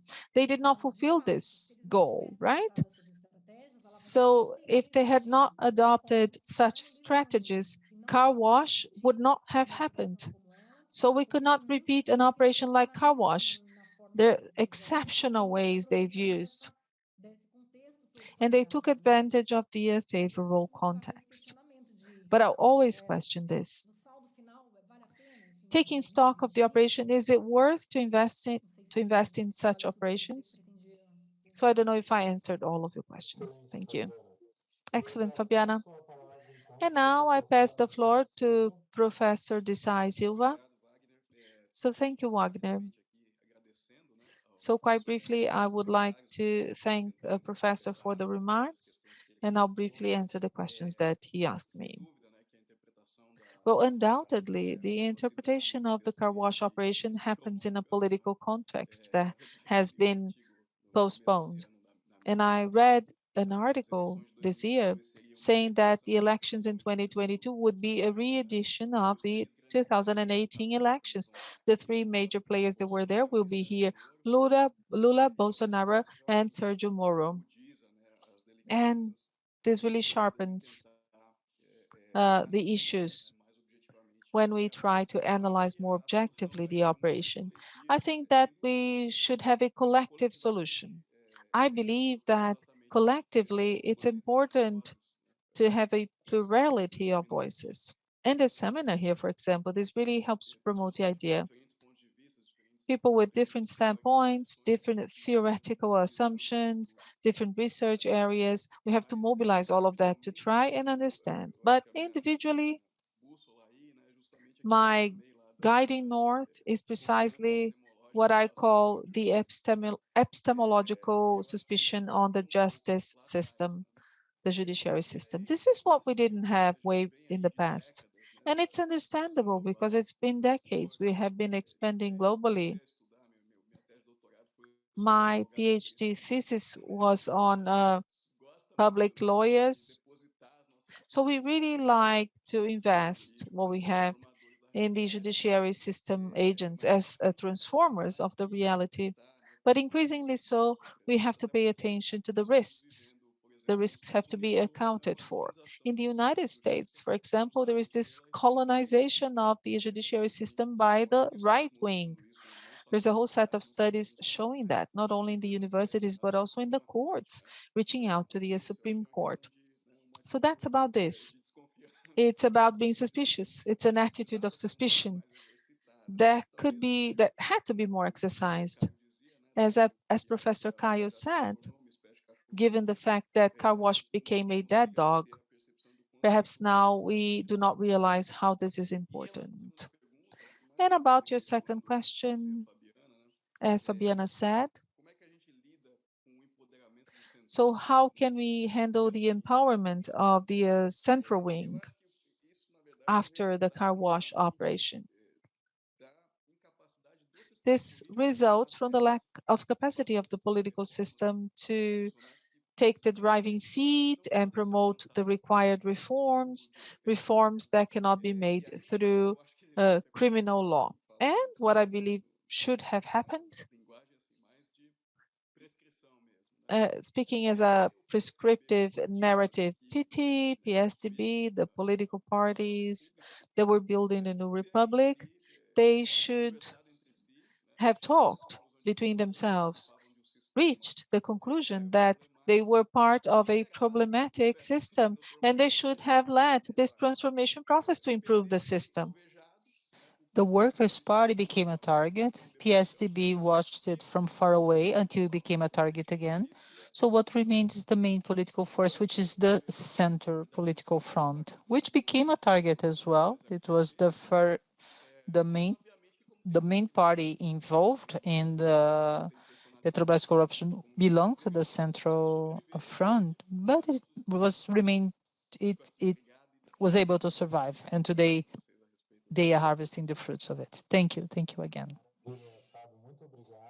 Thank you, Fabio, for your answer, and I pass the floor to close for Professor Caio Fara Rodrigues. Thank you, Wagner. Thank you, Matthew, for your questions and observations. Thank all of you. It was wonderful to hear from all of you, Matthew. Coalition presidentialism plus campaign funding plus state capitalism, I would add market concentration. These are traits that define, I don't know if they define, but they are necessary to what we call oligarchic corruption. But I see, as the system was at some point shaken, we don't have corporate financing anymore, be it due to the crisis or other elements. Companies clearly are not today establishing these relations of state capitalism as it was when facts were disclosed by Lava Jato. And it seems to be a system that was redirected somehow. And what substituted it was a regime that it's without inter-party democracy, which is interesting because public campaign funding seems to be the right assist, but without this democracy between parties, it can become the worst case scenario. And you add to that to parliament demands, the demand of the rapporteur, you can even make an account if it's not the same money, because the volume of money maybe is higher. The volume of money at that moment was very high, 300, 400 million to each party. It was gigantic. These are the volumes that we are talking about today, and they have another name today, but it's the same volume of money. So this observation takes me to one of your questions. And I agree with Fabiana, these are micro reforms. These are not big bang reforms. These are micro reforms that aim at institutionalize the system. So if you want public finance of campaign, you must have party democracy. We must fight for that, so that it does not go for the political parties foundation that becomes to this bosses that will go to a printing workshop, and then you don't know where it goes. It's a black box. So I would say that there's a reasonable set of micro reforms that have to do to let's make this public funding real, sustainable. Let's not have BNDES choosing national campaigns. Instead of per company, let's do it per sector. Instead of having the solution change in the control of these companies, because they may be controlled by another boss, and then your market concentration can get even worse. Let's do the breakup of these companies. And then you change the control. So these are solutions that are under the criminal law.